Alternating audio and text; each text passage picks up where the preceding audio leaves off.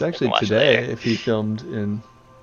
Alright, so S tier for him is Resto Shaman. A tier is Holy Priest, Mistweaver Monk, and Resto Druid. B tier is Holy Pally and Disc Priest? What? What? This is like backwards. What's going on? Yeah, what's up with this guy? Is this guy real? It's just a troll video. Maybe It is April 9.05 1st, maybe. changed everything.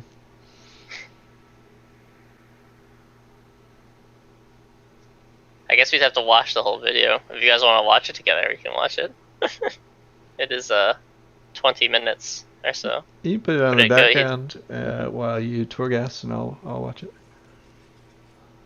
Yeah, I can listen to it, and we can do the 1, 2, 3 go, and then. Yeah, or you could. Oh yeah, that's right. Because we can't watch your screen because. I wonder if I could share both screens. Probably not. All right. Yeah, put it in Discord though, so I can find it. Alright, I'm gonna start. I guess I'll start. I was gonna play a healer. My choice would be. Hello guys, welcome to my new video. Steven, or not? I don't really need you, so if you want to do something else. Nah, I'll join. Why not? Alright.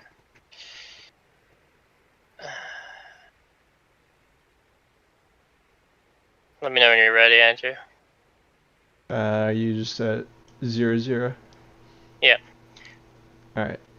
1, 2, 2, 3, go. Hello guys, welcome to my new video. I gotta change it to my speed sound. For the people who don't know what I'm talking about, KSM, Keystone Season Master. Got the mad skills. Not getting your plus 25 keys or best keys in the world. Getting your plus 15s, but the majority of community is trying to achieve right now. It's difficult even to listen to him when you are also echoing him. Will or can Sorry, I'm just that good. You can't tell who. In this video, I'm going to be using different parameters. The ranking for the healers is going to be very different from when you're looking at these highest keys done in the world. We're going to be basing it on multiple different things when it comes to unorganized groups, when it comes to pug scenarios. We're not looking at the best keys or the best players in the world. We're looking at healers that can potentially help you to carry a team to that plus 15 dungeon, which in turn will help you to get that achievement. So before we're gonna get started, this is going to be for season 1, and if enough people are gonna watch this or like this, we might gonna do a video for every single season when it comes to Shadowlands in World of Warcraft. And again,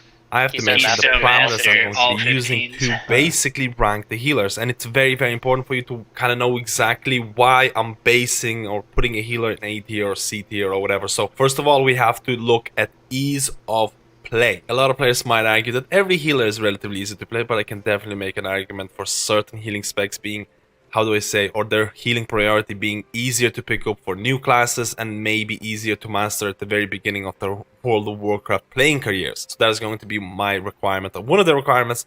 And on top of that, we're also going to be looking at every single healing spec and how they deal with certain affixes, specifically with Grievous and Bursting. We're looking at pug scenarios. We're looking at groups that are going to extend Bursting. We're looking at groups that are going to take avoidable damage, and they're going to get that extra Grievous proc. Can your healing spec or can a healing spec deal with these situations in a good and easy way? And one of the last parameters is probably going to be community perception, but I'm not going to be putting a lot of emphasis on community perception. At the end of the day, you need to get invited, but I'm hoping to kind of change certain community perceptions with this video, because a lot of people that consider certain specs to be really bad, I consider them to be quite good when it comes to these pug situations. So again, the basic consensus of this, what healer can help you to carry a dungeon. So I've basically done at least a plus 15 on every single healing spec with a lot of different variations of certain healers in terms of like Discipline Priest, in terms of Holy Priest, using Flash Concentration, going with Holy Paladin, using Beacon of Virtue, using Glimmer, and I've basically done a lot of these keys at this key level in order to create a ranking, something similar to this that you can see right now on your screen. And we're gonna start off with healers that I found to be the most difficult. Keep in mind, guys, disclaimer, if you're a good player, you can pick up any of these classes and you can have an easy time or a good time progressing your healer in this game. This is just based on my experience when doing these book situations. So, and we're gonna start off with the B tier, and it's going to be Discipline Priest. Now, why am I putting Discipline Priest? What happened? Discipline Priest is worse than Holy Priest now? What's going on?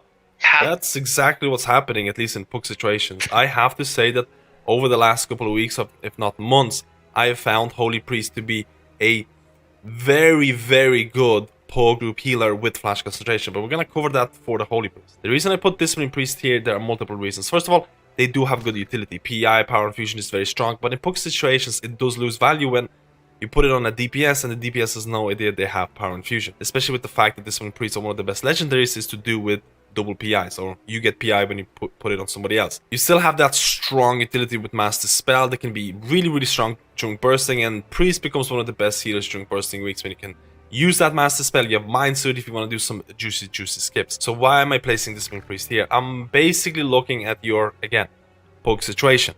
A lot of the times, if there is too much AoE damage happening, like previous weeks, you'll notice that you're going to go into Shadowman spam. And Shadowman spam does not feel fun or optimal. And I know Discipline Priest has talents like Shadow Covenant or Legendaries that are not really group dependent to make certain affixes feel better. But over the duration of my testing with Discipline Priest, I found that a lot of the times with avoidable damage or heavy avoidable damage, Discipline Priest can feel a little bit iffy in terms of their spell rotation or healing rotation when you have to cast Shadow Man too many times, like I talked about it before. And I do feel that its sister or brother spec, Holy Priest, for the first time ever, I can really comfortably say, is a better spec to carry your healer to that KSM levels.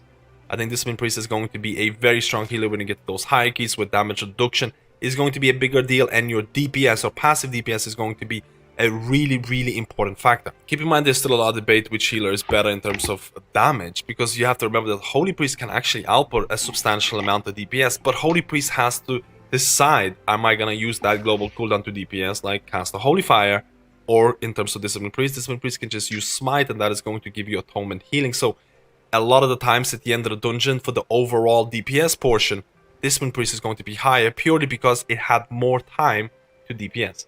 So there is a lot of positives and negatives for Discipline Priest, but I feel at this level, you're probably better off going Holy Priest. You can make this work, but I feel like for a new player, in terms of the parameters that I mentioned at the start of the video, Holy is going to be a little bit better. So now let's move on to the next healer that I'm going to be placing at the B tier as well, and that is going to be your Holy Paladin. And people are going to be like, whoa, wait up.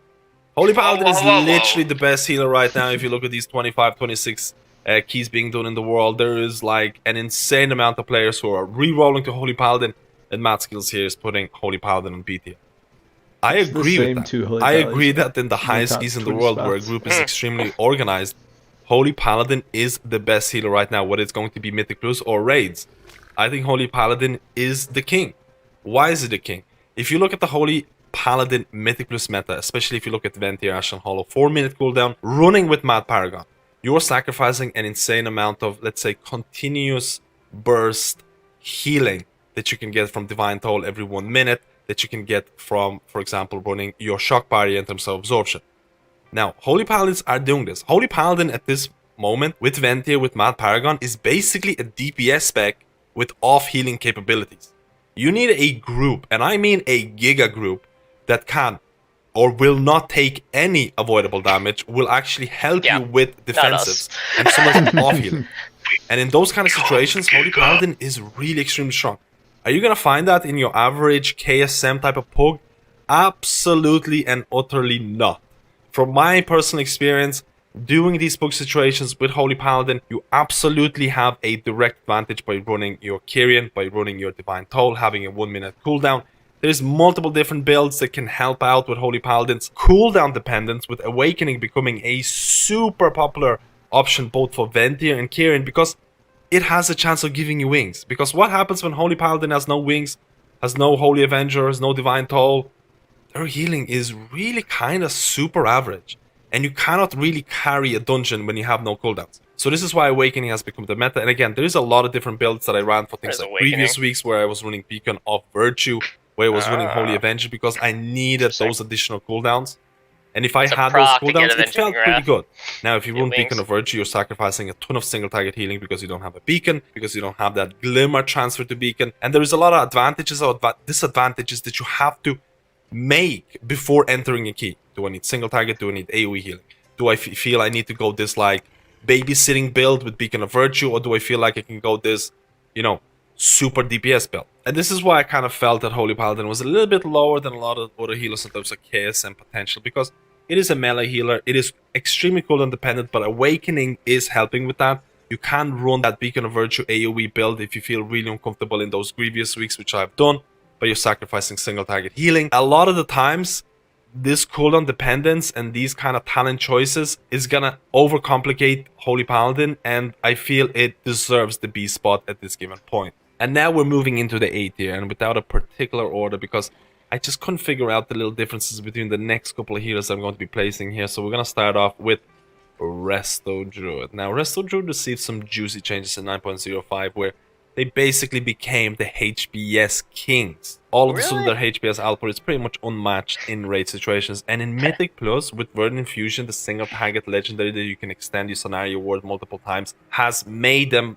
and I say probably, but it's Nick definitely need to make another legendary now. Moment, very factual. The best single target healers in the game out there, which means that your tank is going to take a lot of damage, and you can negate a lot of that damage by placing a lot of HOTS, putting scenario word, using Swiftman to extend it, and you can extend it again. And it's really, again, the mastery stacks, the healing, it's going to be really, really strong. So if you know how to play this legendary, if you know how to play your Resto Druid by pre-hotting, and a lot of people, this is where Resto Druids kind of fall. If there is avoidable damage, avoidable AoE damage that happens in a split second, people will panic because you don't have your HOTS out, you don't have your HOTS rolling, your mastery ticking and things like that. So it can become a bit of an issue for new players who are not sure about damage patterns in a Mythic Plus dungeon. But generally speaking, Resto Druid, highest HPS healer right now, very strong single target, good utility, and I always laugh at this. Right now, people are saying like, why is Resto Druid not the best healer? And people, or some people are like, because they don't have a good utility. But in BFA, when Resto Druids were the best healers, everyone was saying it was because or due to their utility. Resto Druid has good utility. You have your Juicer Typhoon if you do spec into that balance affinity. You have, Ursak Vortex. Soothe, which becomes really, really strong. Balres, which gets really kind of undervalued, and in puck situations, Balres can actually save a key. You have good healing on the move, you have decent dispels, you have invisibility. Resto Druid utility is very, very good, and it's up there. The reason why I didn't place it in like higher tiers is because I feel that a lot of times new players are going to misplay their pre-hotting aspect of Resto Druid, because you do have to kind of pre-hot if you're not sure about the dungeon, and also dealing damage can be awkward. You can't just use that Sunfire, Moonfire, but if you want to do good damage, you're going to have to use your Convoke the Spirits from Night Fae, and a lot of the times optimizing that Convoke the Spirits can be really awkward. But on the flip side, Resto Druid, in my opinion, is the best Prideful healer because you have those cooldowns. You have that Trank, you have that Convoke the Spirits, you have Flourish that can be used to extend your HOTS, and also because you have Scenario Word with Verdant Infusion, with those extensions, you can basically forget about one person. One person that gets those HOTS, extended, they're gonna get healed to full during Prideful no matter what. You can focus on other players during that time, and Resto Druid is a very solid healer to get you that KSM achievement. And now we're gonna move in to the Mistweaver category. And oh my god, Mistweaver is always ranked as the lowest healer. What's going on here? Maticus has gone crazy. He's ranking Mistweaver better than Holy Paladin in terms of KSM achievement. And I stand by this any day of the week. I've been playing my Fist Weaving Monk quite a bit. I've been using that Fist Weaving Legendary, which is really strong. A lot of times Mistweaver and Holy Paladin are going to be compared because they are melee healers. They have to stay in melee and DPS. Holy Paladin, or actually Mistweaver, probably has a better alternative in terms of being a ranged healer, but I genuinely feel that in order to optimize your healer, to reduce the mana cost, you have to play Fist Weaving. And Fist Weaving is going to be extremely efficient in terms of not only the spell extensions, because you're going to be running Rising Mist, you're going to be providing damage. And believe me, Mistweaver's damage is nothing compared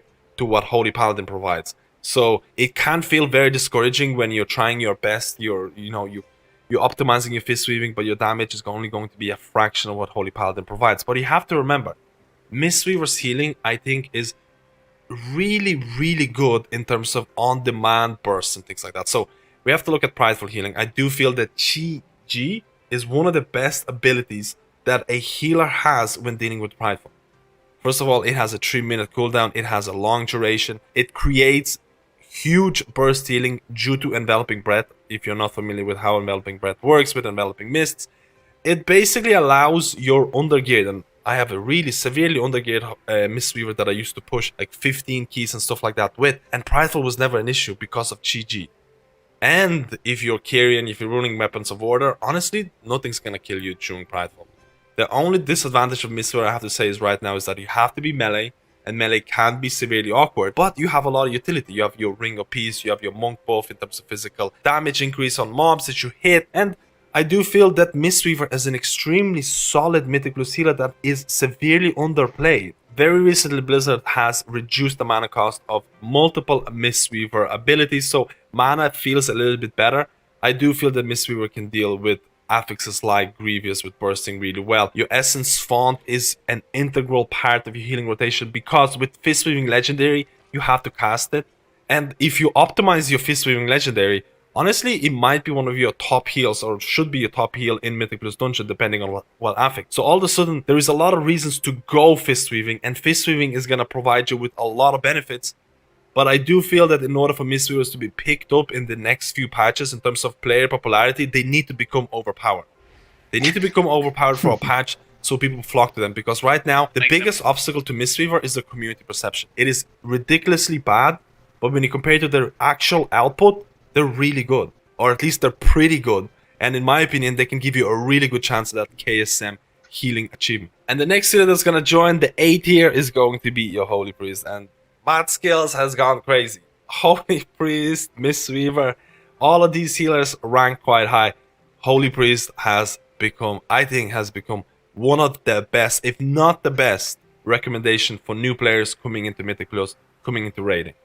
Holy Priest has always been as like, a great healer to start for beginner healers. But honestly, Flash Concentration has made this a completely viable and extremely strong healer to push keys. And we're not only talking about 15s, we're talking about 20 pluses.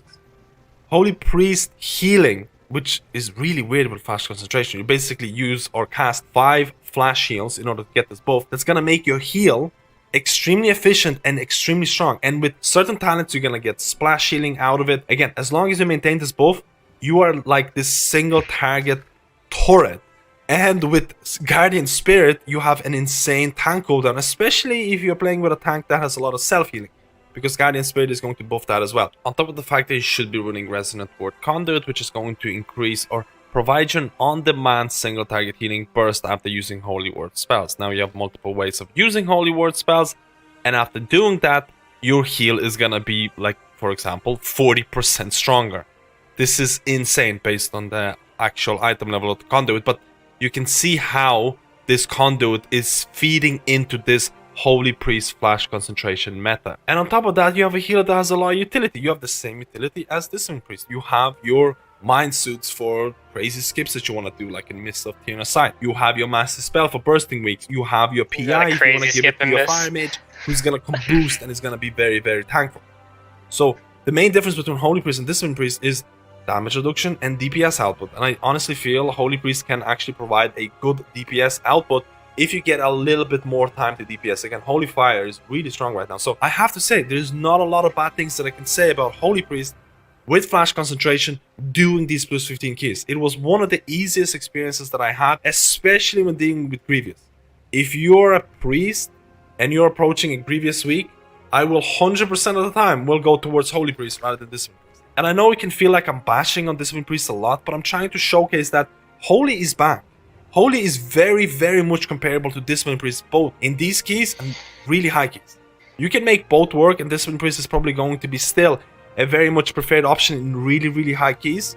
But I think Holy Priest is going to be close, and you should not feel embarrassed for playing Holy, because Holy community perception for a very long time was really, really poor, and I hope that's going to change in the very near future. And Holy definitely deserves to be in A tier, maybe possibly even S tier in the future. So guys, let's go to, and you can see who's going to be next. It is going to be kind of memey for me to put Resto Shaman here, and I have thought about this for a very long time, because I honestly was going to put Resto Shaman here, but I placed it in S tier for one single ability, and that is Wind Shear. That is Interrupt. 12-second ranged Interrupt. It is one of the best ranged interrupts you can get, and honestly, it is one of those things that's gonna carry a group. And I love to hear your comments on this. I've thought about this for a decently long time, because again, Resto Shaman HPS output is very comparable to all of these. You do have these oh crap moments with your Spirit Link, Ascendance, very, very, very, very, very strong. You do have AoE Stone, which is really, really nice. You do have Bloodlust, but again, the meta does have a Fire Mage in it, so Bloodlust kind of does lose some of its uses, because a lot of times you will have a fire mage, maybe even a frost mage because they're getting pretty good, maybe even elemental shaman because that is part of the meta. So technically the utility of Resto Shaman is strong, the healing is strong, but there's two aspects that made Resto Shaman S tier. First of all, interrupt. Interrupt is so strong, whether it'll be interrupting Gore Splatter and things like, you know, Necrotic Quake, whether it'll be dealing with the small adds in Tier of Pain. Like, there is just so many times where a single interrupt or missed interrupt is possibly going to wipe a group. And as a Resto Shaman, you can technically solo these by using your Stun Totem and by using your interrupt, and hopefully that mob is going to be dead already. And the group might not even know which mob to interrupt, which mob to focus, but you as a healer have soloed that pack, if you know what I mean. This is why I feel interrupt is such an integral and important part of healer toolkit when it comes to these 15 or lower keys. Being able or aware of which mob has that priority interrupt is going to carry. On top of that, you have good healing and you have simple healing. Resto Shaman has a very simplistic healing rotation with basically, when it comes down to, if you really think about this, Riptide Healing Surge. If you have mana issues, replace Healing Surge with Healing Wave. If you're dealing with Prideful, use Healing Ray. If you're struggling with Prideful, try and use things like Mana Tide, Legendary, maybe using Heavy Rainfall Conduit. There's a lot of different ways to optimize the Resto Shaman, and the main reason I place it in S tier when it comes to, well, I said, carrying these keys is that interrupt. And I know it sounds really weird, but on top of the fact, the damage of Resto Shamans has been increased with the buffs to Chain Lightning, their Lava Burst nerf was reverted, and you also have these DPS legendaries like, you know, the Earth Elemental legendary, which I feel can be really strong when it comes to dealing with, like, maybe Prideful or trying to get bosses down. I have decided to make a list in this way, and I'm probably going to stand by this. I do feel that that single ability for Resto Shamans is going to carry them. I do feel that a lot of the healers here are really strong in pure HPS throughput and can deal with Prideful really well. And I do feel that the healers in B tier require a bit more cooldown management, require a group that is more self-aware, that uses defensives, that uses healing pods. And believe me, there's a lot of people who still don't use healing pods and things like that. And I'm not saying that Holy Paladin, Discipline Priest cannot push the highest keys in the world, or any of these healers can be used to push really, really high content. But from my testing, in terms of getting that KSM or doing those plus 15 keys, I feel a lot of the healers, or a lot of these healers, are going to provide you with an easier and safer option when it comes to dealing with poke situations, unorganized groups, with bad affixes, and their healing rotation is not overly complicated. Guys, let me know how you feel about this video. I know this was long overdue. I know this is a long video. I wanted to kind of showcase my thought process behind why I feel each healer is strong.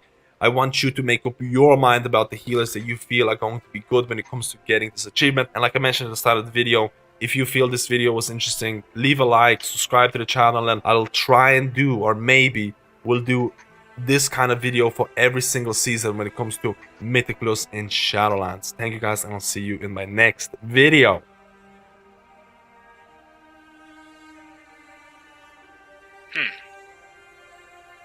That's pretty interesting. That was interesting. Yeah. Like a good perspective. Different perspective than what we always hear, which is nice. Yeah. So, what do you think? Mistweaver, then, is the easiest? Or do you really want to reroll? Yeah, if you reroll, then the Elemental seems pretty... He said it was... Did he mention it was meta? Yeah, because I thought... He did, yeah. He said it was meta, which is news to me, but... I mean, I haven't looked the last few weeks, I guess, so... Yeah, I don't know. That's tough. Because I already have a monk, but it's not really that geared. Yeah, but that would be what this week would be for, to gear it up. A monk would be easier to gear, as far as we giving you gear, because we got all... Well, I mean, I guess the question is, do you want to spend money to upgrade another class? Or if you want to change into class, will you spend time to level it up? I don't think you should spend time. I think we're getting close to the end, and I don't know if it's the best use of our time to do that. For adults now, Tad, time is money, and we don't want to spend the time anyway. That's why they're catering TBC to us by giving us a boost. So yeah, I mean, I guess that's the first question. Do you want to spend time or money? Even if I boost, like, getting the legendary is oh yeah, you're gonna need like 4 weeks. Well, you gotta boost and then actually, you gotta that's level a problem. up. A problem. I don't have a healing legendary either way, actually. So that's. Oh, you already bought your other one, right? You just bought your tanking one? I bought the tank legendary. Although I already have 2800 soul ash and I can get 1400 more this week, so that's fine, I think. 1400? Right. Is it 1400? 1040. No, 1140. A little over 1,000. So what's the level 3? 570. Nothing's 5570. The top one is 5150. But what's the level 3? Yeah. Level 3. No, I'm saying it's 570 per dungeon per week. 30. Actually, I think I have it up already because I was looking at it. 32. Okay, so I could get it level 3 like today. So I think that's probably. Yep, and at that point, well, I mean today, then next week will be higher than any of my rogues legendaries. Yeah, whereas if I switch to Resto Shaman, I have to wait. Let's go back and get the. Like. Yeah. Till next week. We could do monk, and then you can either tank. Oh, I guess the best way is I will tank, and you will practice healing. So you already get you get a little bit of muscle memory and stuff, skill. Set up your bars, set up your mouse over macros, set up your click. Andrew doesn't like mouse over macros, or was that Nick? I don't remember. One of you guys didn't like mouse over macros. I feel like Tad loves mouse over macros. Am I right, Tad? No, I think he thought it didn't increase any speed of healing or something. Is that true or not? I forgot. I forgot who was saying this. I don't know. I've used mouse over macros for healing forever. Okay, so maybe it's I remember trying to explain mouse over macros to one of you guys, and it was like explaining wearing masks to people. I remember the conversation that we're having, but it's like all these things. It's you weren't explaining what, like, we were talking at cross purposes basically.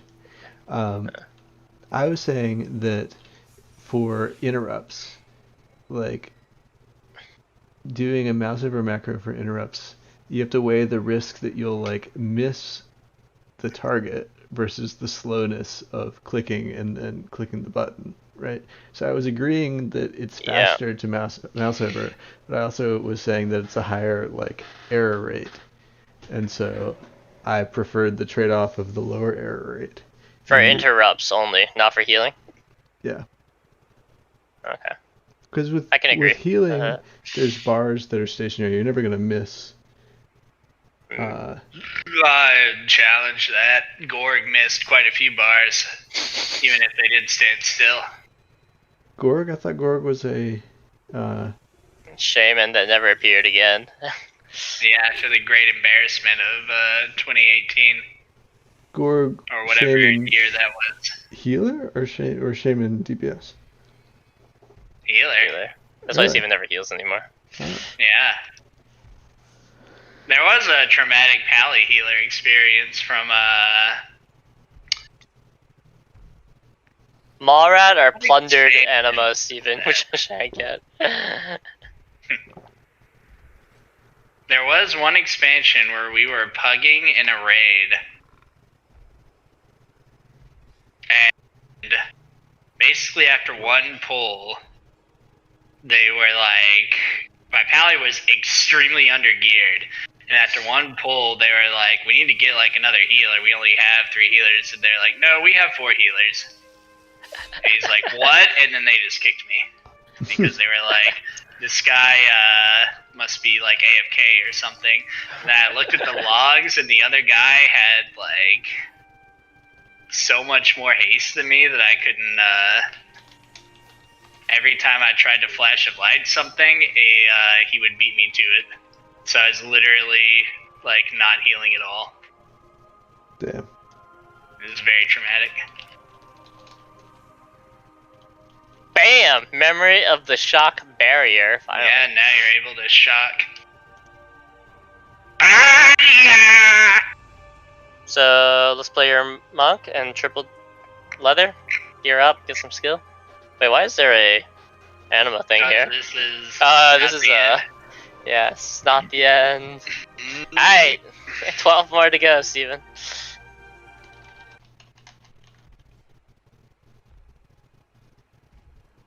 You don't want to boost the monk? I mean, shaman Tad, and then level it up all the way to max level, and then start getting. Steven can't even control his laughter as he's telling you this. So you think that's a good idea or a bad idea, Steven? I mean, if you really want to play a shaman, it's probably a good idea. Otherwise, nah, dog. Nah. I think monk is fine. The only thing is like he said the monk was skill very yeah, a little bit. What was it? Low eye level, but he was still able to. With that one skill. That thing to do good. Chi or something. I don't know how to use Chi, so that probably. Unless they changed it, it's the crane. You just spit it out, and then it just runs around smart healing targets. You don't have to do it. I thought he said that the power was an enveloping breath, which is something you get from casting enveloping mists. So you must have to at least. But yeah, do that. Now I don't know about that part, but I know that the Chi itself, and like I said, they might have changed it since Legion when I played. But it just runs around smart healing low health priority targets around you. It's actually hilarious to watch it because it moves at like crazy speed.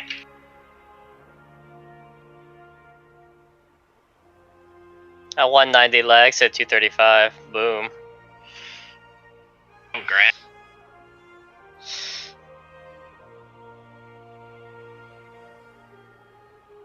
Alright, so we going on leather wearers? What do you want to do, Andrew? What are your thoughts? Yeah, let me just set up. I mean, you can still DPS on your mage, or do you want to switch healing? Because I mean, I could be Holy Priest, it's still the same tier. Actually, we should look at this guy's, like 15, DPS build. Does he have one? I don't know, maybe he would. If he does, we should look at it. Should, yeah. I don't know. I guess my thinking is that if we're gonna play for like. By the way, they have announced that the PTR is gonna come either next week or the week after. For 9.1. And then 9.1 will come probably in the next 1 to 2 weeks after that. I don't know. So what I was going to say is that if we're not going to play for very long, if we're only going to play for 2 weeks, 3 weeks, then I should just stick with Mage. But if we're going to play longer, then I think in the long term it would be better for our group if I healed. So that we could have better DPS. You know what I mean? Do you agree with those statements? Or no? I don't want to be mean, but I guess, yeah. You don't think you can grow? Well, it's nice to have 2 healers that are not me. We have 3. Because, 3 healers. That way, if we want to change the comps up, we got a lot of options. Like if one day, Ted, you decide that you just don't want to heal and you want to try. But I mean, why do you think your mage is not doing well? Is it because their pools are not the right size? Is it a skill? Like, can you get skill? I don't even know. Like, what is the issue? What do you think? I don't know. So one thing I realized when I switched to Frost is that I don't ever look at like secondary itemization. I'm not really sure if that's important or not, but I know that Steven, you look at that a lot. I do. You mean you don't look at? But how important is it really? Yeah, that's what I'm wondering. Are you talking about like item level versus like mastery or something like that? Yeah, I just entirely go item level. I don't know. Do you ever have double item levels that are the same? Almost never, but. Oh, okay. I mean, do you think that's important? I would feel. I feel well, if it's rings and amulet, you might have to double check the secondary stats. The other ones, it's usually eye level is president is more important. But I would think, like, since your mage is like the one that's been playing the most with all of us, I would feel like your eye level would be like the highest almost. Like you'd have the most gear. Yeah, but then Nick got into that raid. Well, I mean, whatever about that, but like stole all of my leather and thus. But from our mythic pluses, since we're pushing 14s, 13s, I assume you'd be getting like decent eye level stuff. Yeah. That are similar. I would agree. I think it's not gear. I don't know. I mean, I assume I'm playing something wrong, but I can't figure out what it is. I mean, one thing is that movement is bad, but I don't know if I assume that should be a problem. You're talking about movement of the mobs, right? Yeah. Not like your own movement. Yeah, mob movement is bad for my DPS, but I assume that should also be bad for Steven's DPS. So. On my rogue? Yeah. Not really, no. The only thing I have that messes up is Poison Bomb, and I usually don't take it because, except on pure single target, the other talent's usually better. So that's one possibility, but I don't know. It's hard to, it's all feeling. There's no way to really measure it that I can tell. Have you watched Frost Mage? Have you watched Frost Mage? Well, I think watching content from Frost Mages that are getting good numbers to see. I mean, I think you know the dungeons well enough to know like our pull sizes. Maybe it's about. Well, I don't know. So I think you can watch other Frost Mages. Tournament punching. Yeah. Rune of Power usage. Like trying to use it when there are more targets to hit, and so you get more out of it, but you're also not like ever supposed to hold it. Yeah. Well, that's a good idea. I should like try to watch like one of those a day or something for the next couple of days. Yeah, just to see where they're like, are they actually pulling around mage DPS? And you can look at Frost Mages because I think you only looked at fire so far. And then where the fights well enough to know the pack size and our speed, so I guess you get to see like is what he's doing, and then if they have like details up or something, and you can see the breakdown of their abilities, I think that's also really important because if you're close to the percentage, then it's just gear perhaps or skill. You're not casting as much because your 8 game is worse or something. You're 20% slower than the guy or whatever. But if it's like one spell is completely like different, like I don't know, for example, you're doing Ice Lance 30%, they're doing Ice Lance 50%, then that's something else. That's like what's going on here. Mm-hmm. All right. Well, I'm gonna watch. I'm gonna try to watch more mage videos. Should we do a leather mythic? One leather mythic. Well, now you've convinced me that I should play mage. Oh, okay. So then,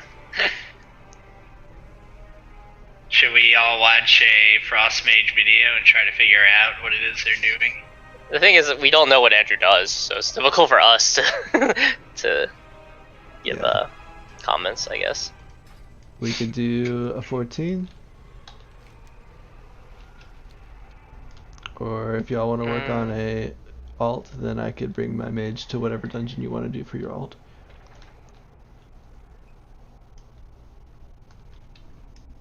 We could try a 14. The problem is without Nick, we might run into healer leaving. I mean, I could be healer on my priest, but I don't have great. Then we'd run into tank leaving issues. That's the problem. If anything, I think the tank leaving issues would be more than the healer leaving, just because. Do you need to work on your healer, Chris? No, I mean I could play on my paladin, but what I'm saying is my priest doesn't have very many keys, so my IO level is really bad. Like I have 2s in some slots. Yeah. anything. But I mean, people still accept. We can maybe do one of our keys. Join ours, so we're just creating it then. Mm-hmm. We can do that.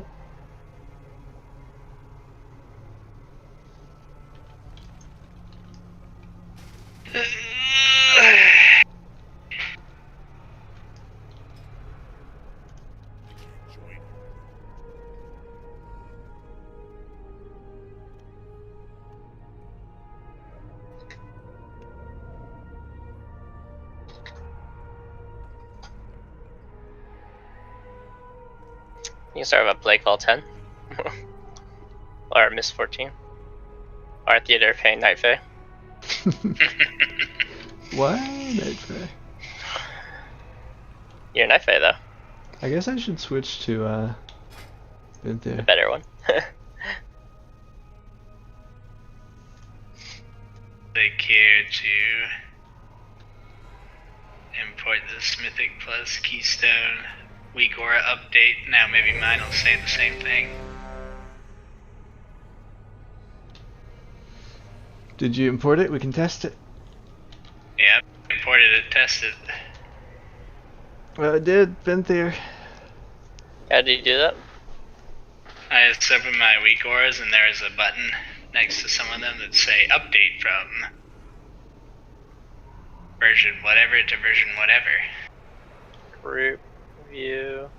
It's a little circle that seems to have a little dog in the middle. Dog in the middle? No, wait, no, it's kind of more like a sperm, I guess, in the middle of the circle. Circle? Where's the circle? So in Weak Auras on the left side, it lists all of your auras, and if any of them can be updated, it has on the right side a little spinning circle. You might not have any that can be updated. Then why would mine not have the... I haven't updated my keys one though, right? What version is it? Weak Auras? Or the keys? The keys. Keys is 4.1.0. Oh yeah, mine's 4.3. So how... Oh, what level? What level key were we doing? Well, I don't think this guy invited us, so... Oh, we tried to join. Okay, gotcha. So you could... I just linked the new version in chat. You should be able to update from that. Import as copy. Import as update. Create copy. I don't have import as update. Maybe my Weak Auras is not updated. I don't have this option. What's your Weak Auras version? Let's look. It should be at the top. Add-ons. Weak Auras. Doesn't say in the add-ons thing. So you just 3.2.2. Yeah, that's what I have too. So yours is update. So where is this? Oh, there's a bottom that's called Update Auras. Keep your Wago imports up to date with the companion app. Control C now. Alright, I'm going to share my screen. Tell me where this thing is. Oh, what's going on?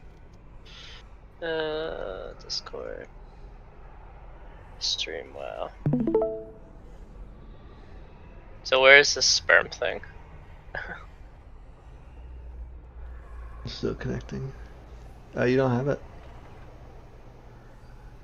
It'd be like here. I can't see your mouse, but yeah, it would be on the right side of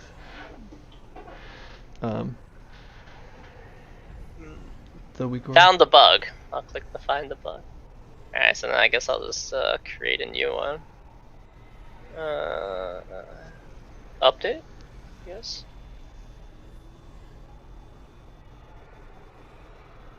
Is it 4.3 now? Yeah, that's true. Are you not in our group anymore? I don't know why I didn't respond. Maybe because I had Weak Aura options open, so it didn't run the Weak Auras. Yeah. Now it's just you responded. Actually, because y'all have recently responded. Yeah, it's the direct set, apparently. I don't really see why that's like super necessary information, but I guess you want to have a Venthyr like in Necrotic Lake or whatever. Mm-hmm.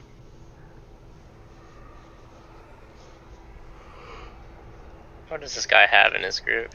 He's still 1. I guess he's AFK.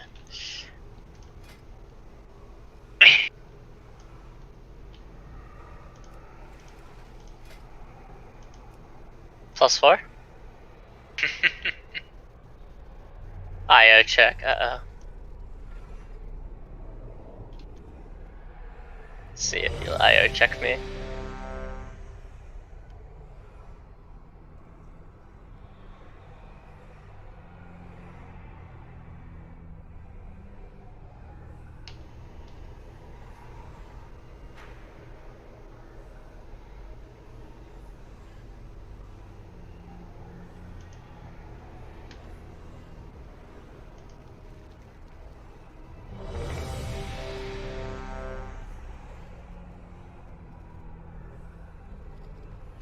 There's a +5 chill lust.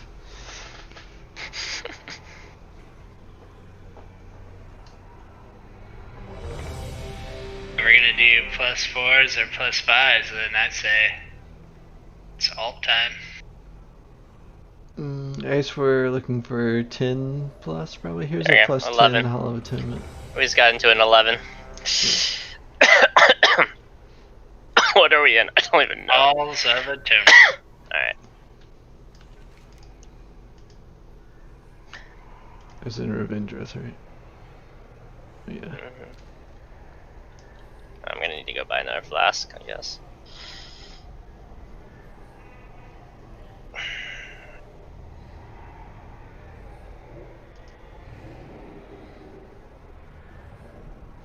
This auction house mountain has no auction house on this side. Did he get the cheapo one that doesn't have the auction house, and he's acting like he's got the one with the auction house to mess up everyone? One of them has Yes. transmog, right? Yeah. That's the It's the cheapo. most important thing to get your Mog ready.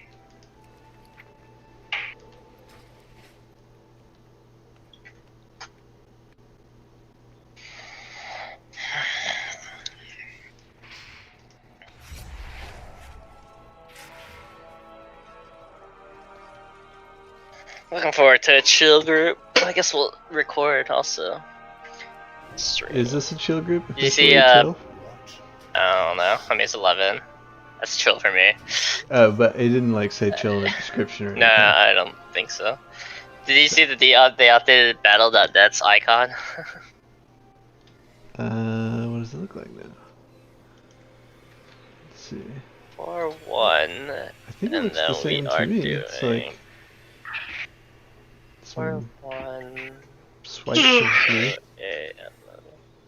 Kirby blue. Let me find the old one. Battle.net icon.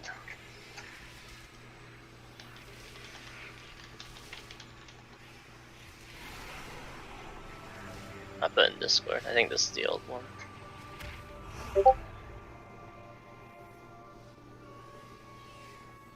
It's now a circle. I guess it's more environmental friendly. Oh.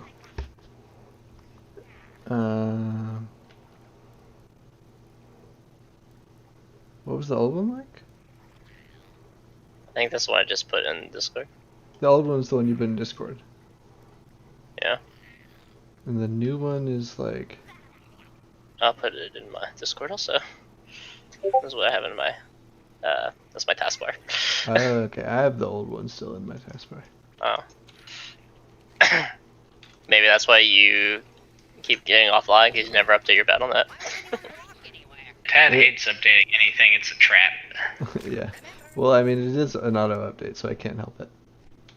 But also that I thought that thing was fixed. It just happened again, I think, when you were logging on today. Yeah. Well, Curse continues. Nice try, Tad. damn.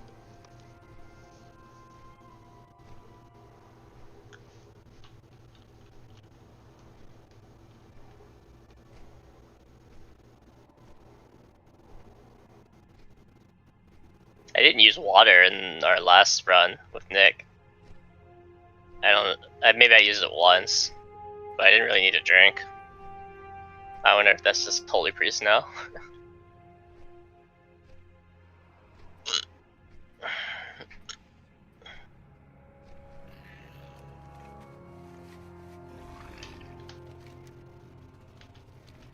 I need to start using my trinkets.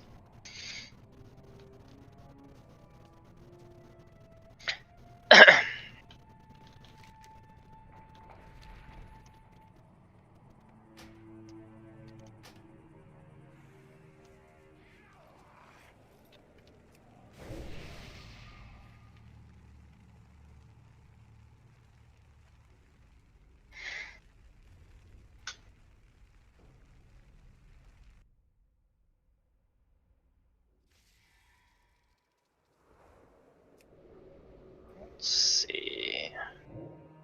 Oil. Flask. I have the right legendary. Alright.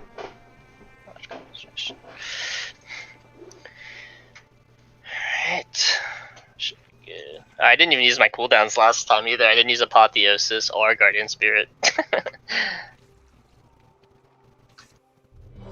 Like your throughput cooldowns? What kind of cooldowns are they? Apotheosis reduces all your cools down all your holy words, and then allows you to have better reduction on your holy words for a certain amount of time, so you can use them faster. Guardians, Guardian Spirit increases healing done on the target by 40%, and then if they die, it reses them.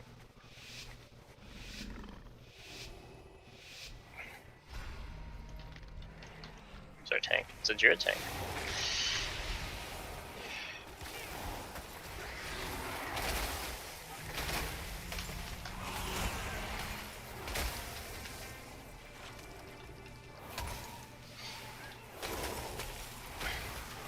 Seems taking a ton of damage from something. Many seconds between pressing buttons and something happening, so get ready. Oh my god, this is gonna be the worst dungeon ever. Yeah, really bad lag. Why? Yeah, it's literally like 3 seconds between hitting a button and something happening sometimes. Okay, maybe it's cleared up now.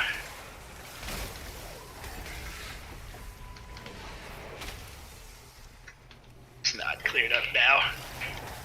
Well, you're gonna have to carry us damage-wise, Ted. Actually, we're talking about the healer carrying the group. Well, you need to be doing more damage then. I gotta heal bads, actually. The time. Carrying the group. I didn't even see any quake. Apparently I got hit by one. It never happened on my screen because everything was just stuck.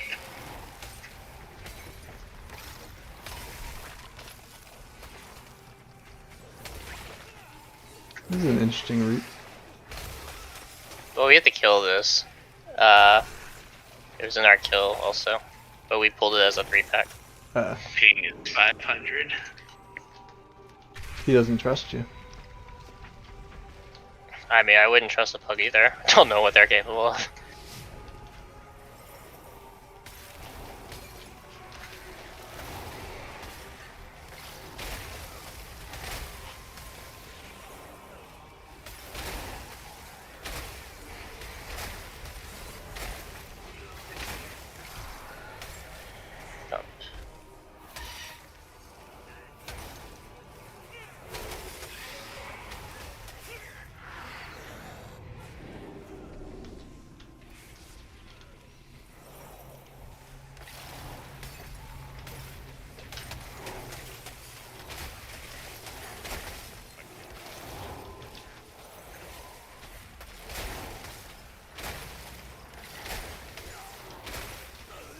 To get ads.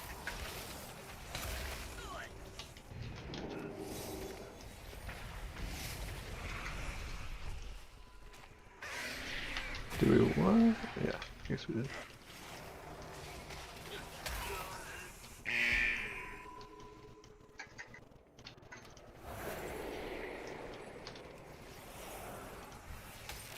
Power infusion of the gargoyle. I forgot to use power infusion. I need to use power infusion more.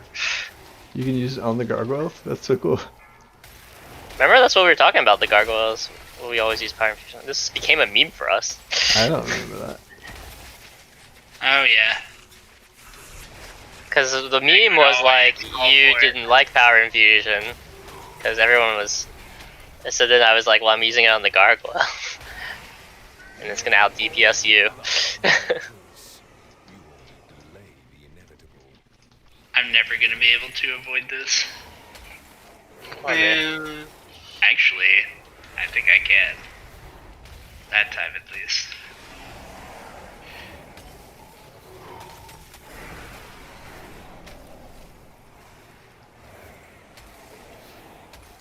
I actually have some of the worst lag I've had in a while. It's not like making it hard to play, but it's noticeable. Wonder if it's maybe a Blizzard thing. Yeah, it's world lag, so probably.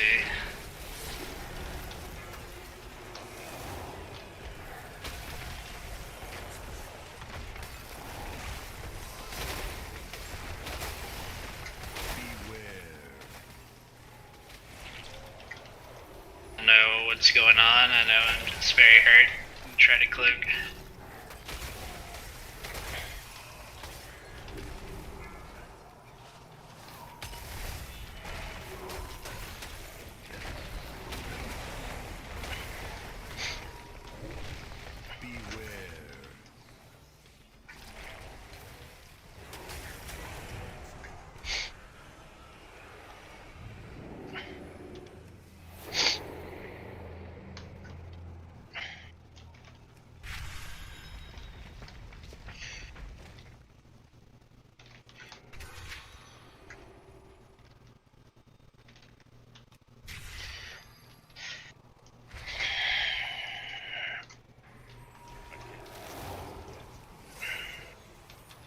Alright, pull the big group again.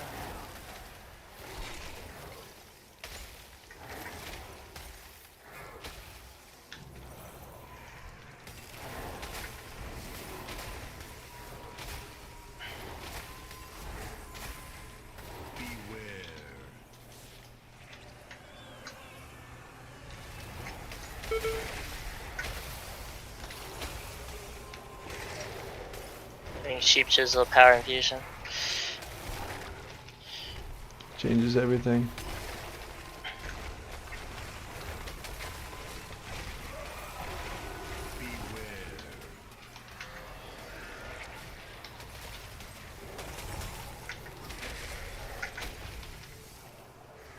Me and the Demon Hunter were able to synchronize our like dodging so perfectly we stayed right on top of each other so that we took maximum damage from the waking. Not sure that's desirable. Yeah, see it. Oh, it was coming.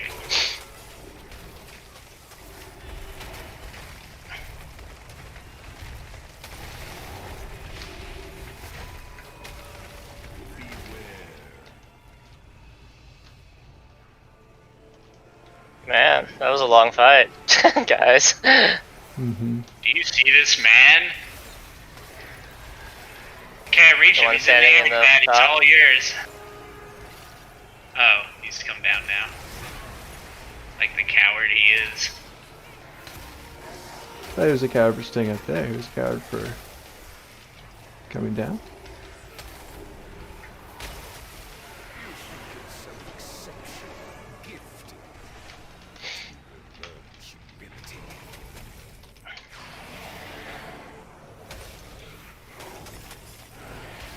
Nope. Saw me, on me.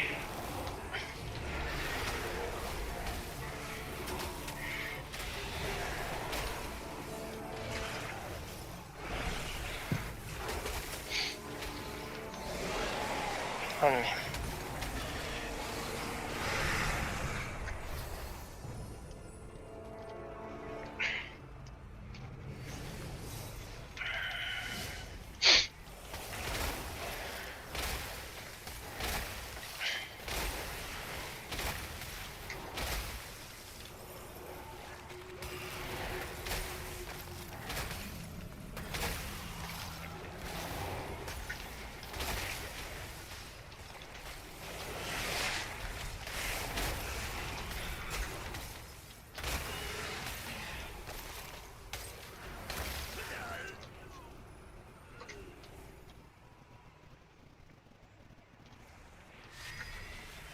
Giving you power infusion. Andrew. Thanks. You don't want to save it for the gargoyle? Gargoyle. We control the gargoyle. Yeah, control the gargoyle, control the world. So doesn't that mean if you control it that you can power infuse it? I trust you can do more damage now. I have faith in your damage.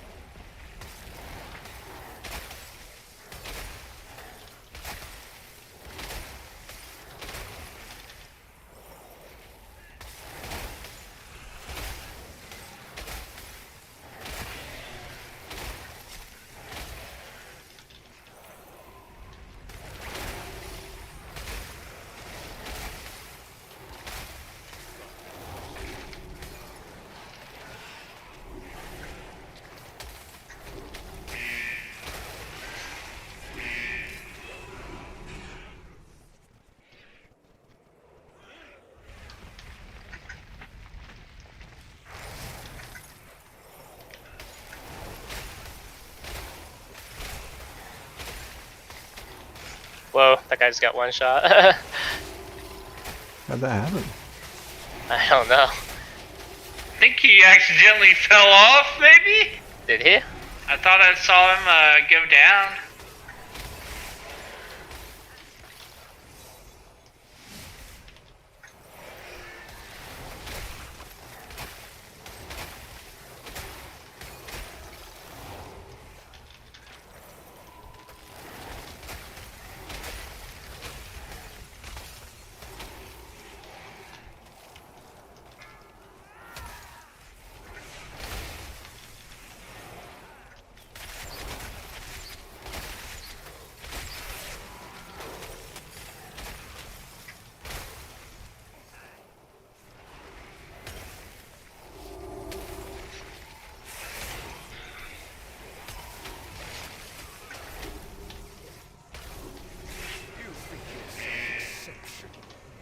Giving haste to Steven. Nice.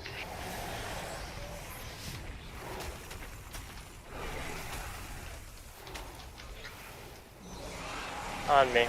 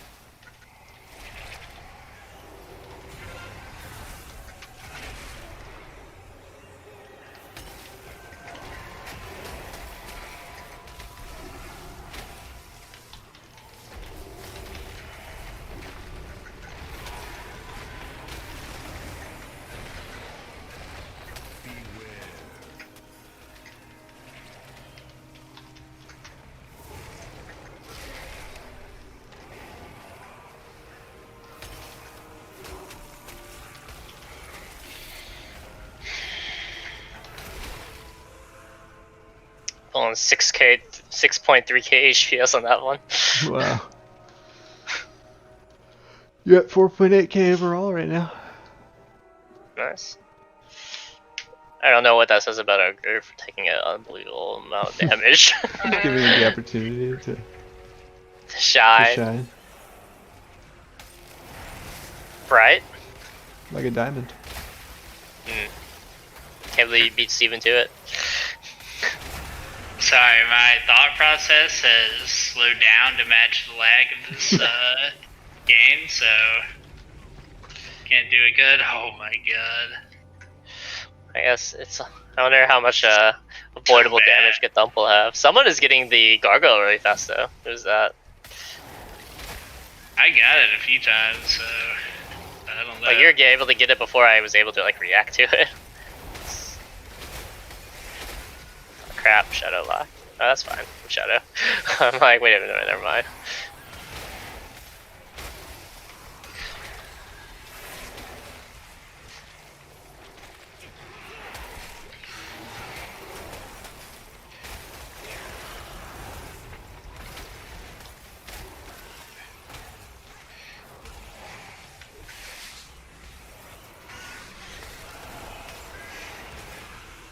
Can we get an interrupt on that guy sitting in the pad?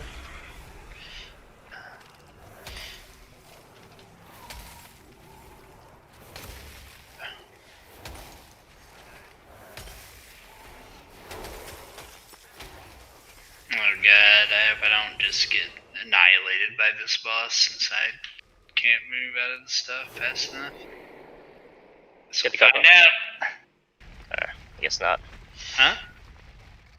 I say get the gargoyle, but we're too far away from the circle. Too late. Giving power infusion to Andrew.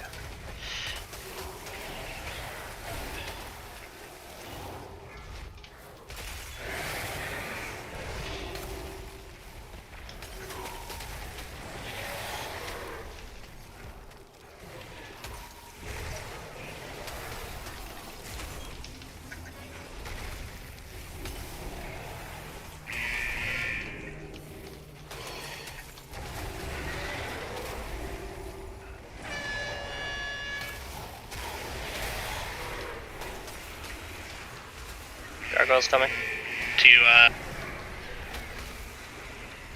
I can. Because of the cloak.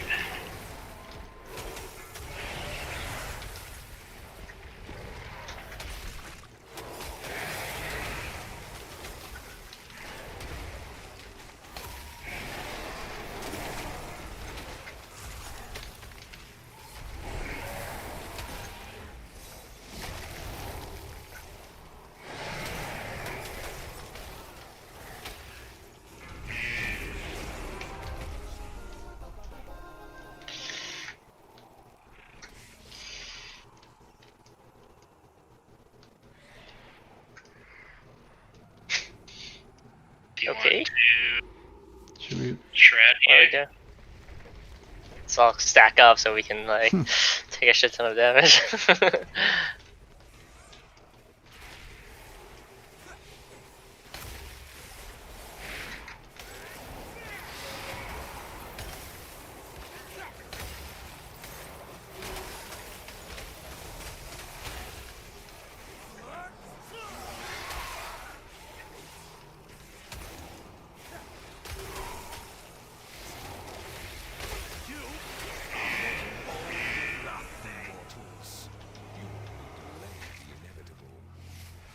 Maybe just looking at Pride. This seems like a weird place for Pride. Yeah, it does. Power infusion to Steven on me. I'm gonna move to the side.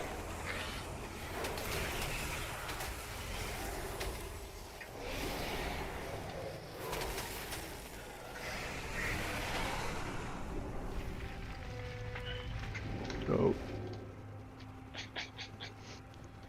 That worked out fine. Try out the next boss. Go for it.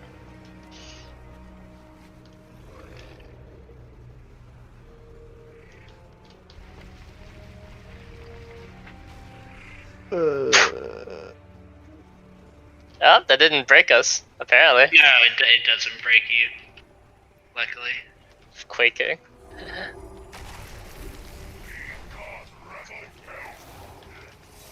Lust? I'm gonna lust.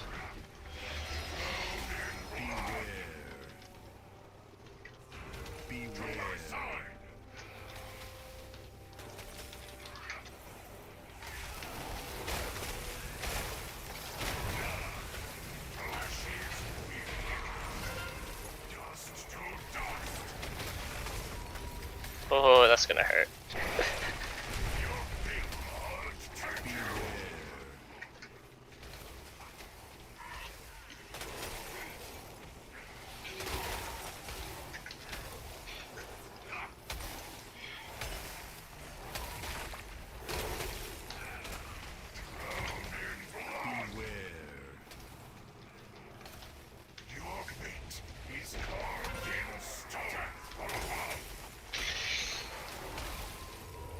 I don't think I got anything.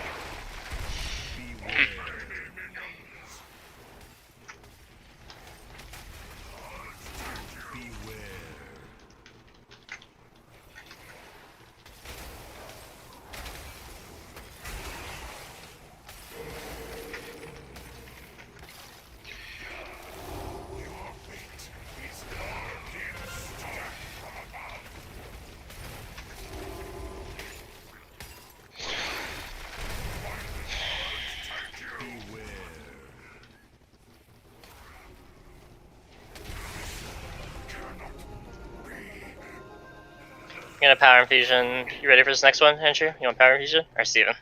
Yeah, I can use it. Big pack. Alright.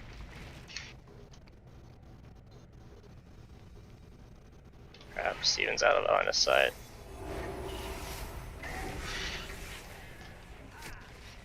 They split it, so we don't get all this stuff.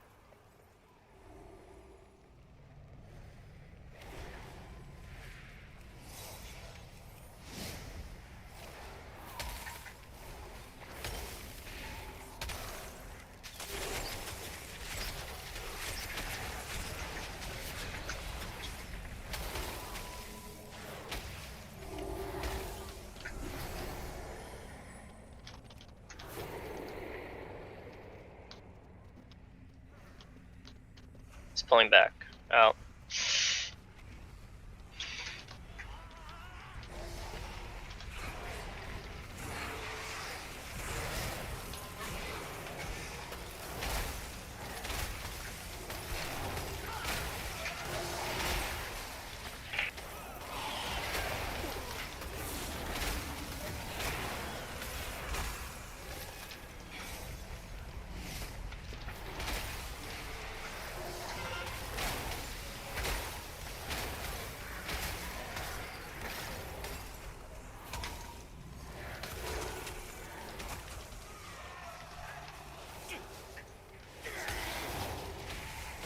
Who wants power infusion at the start of the next boss? I guess the gargoyle will.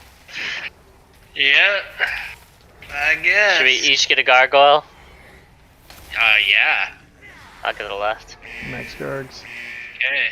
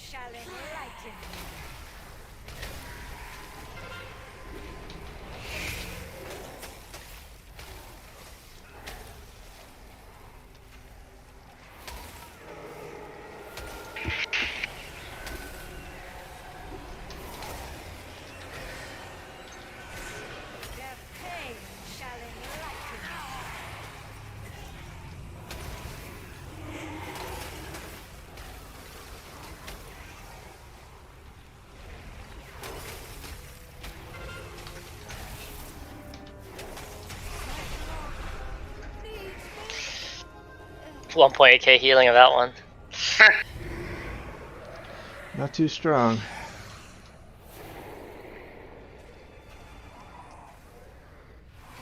What is going on here? I don't know. Is he LOSing everything? Can you do that? I guess. I don't know if that's worth it. They'll just keep healing, right?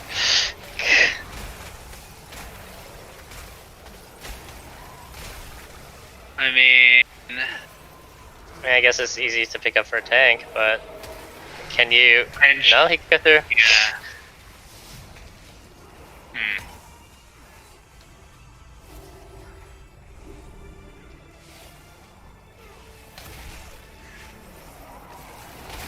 we do it like this, we might not time it.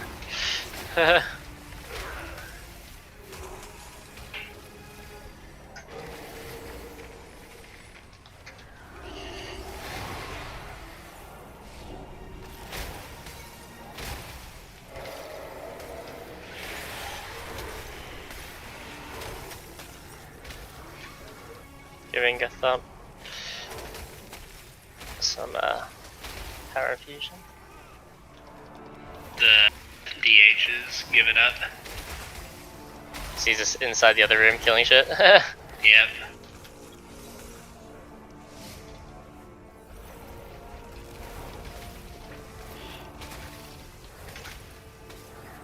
Thump's really far away. Really far away.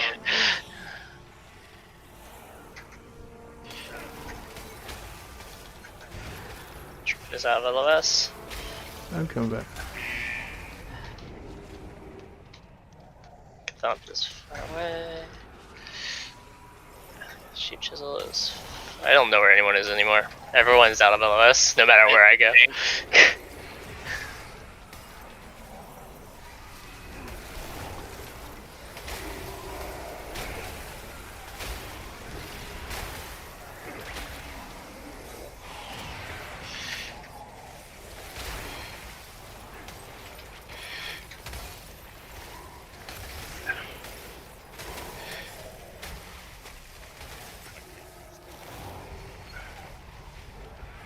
Do you think this was worth it to pull it like this?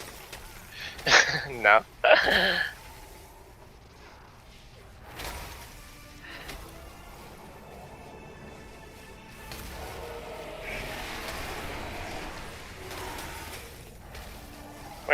We're not even gonna hit the percentage.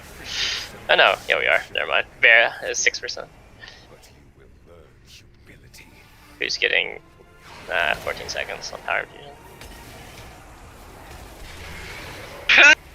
You tried really hard to hit me there, Steven.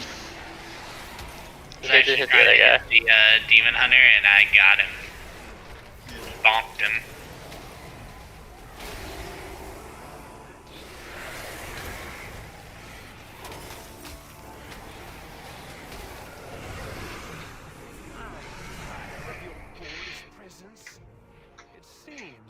Let's go.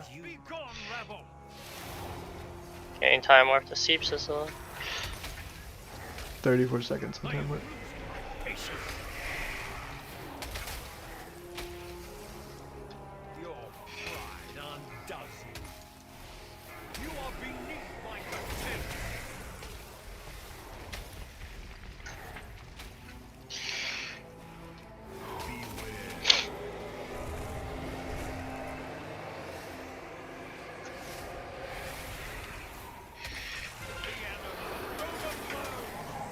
I'm warping 3.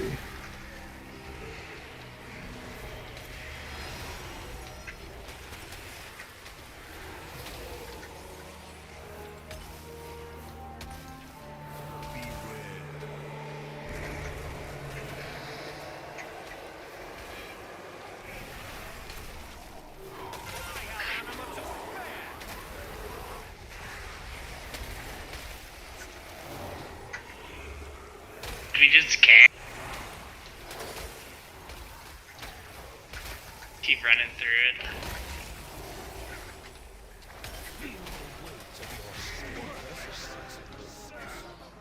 113K, it's like a new record, I think. Oh, which one? 813K. I can't get out of anything, there's so much lag. If this was a hunter, this wouldn't have happened as much, I guess. I'm just lucky that Assassination can, Ooh, I got a weapon too. What is this? Can do damage, Offhand. by hitting its buttons once and then just letting the bleeds do the damage, because if my damage was dependent on me hitting buttons, like with Outlaw, it would be awful. You got 4.6 on that one, so that's great. I know, that's what happens when you have a good tank. Ooh, is it a tank? ooh. It's been recorded in our video. This dialogue. Or maybe when you have a good healer, I don't know. Although, or maybe when Steven is not doing so much damage. What? Why would Steven not doing damage be helpful? Because you can take a larger part of the pie, I guess. Yeah, my damage is way lower when we're in a group with a really geared DPS carrying us. Sucks. Gotcha. And that really geared DPS is a sheep chisel. Sheep chisel. Yeah, he's 218. When did he become 218? He's like a monster. So is that an upgrade for you? What is that? What'd you get? Slippers, 2 or 3. I already have the 213 version of it. Do you have the upgradable version of it? Yeah, upgradable, like, same as secondary stats, which are not good secondary stats, but whatever. Crit you need, right? Till 33.34? Oh wait, yeah, you're right. I was thinking fire again. I keep confusing fire and frost. Or are you going fire or frost? I'm bringing you fire. He's going frost, fire, bolt spec. Going arcane.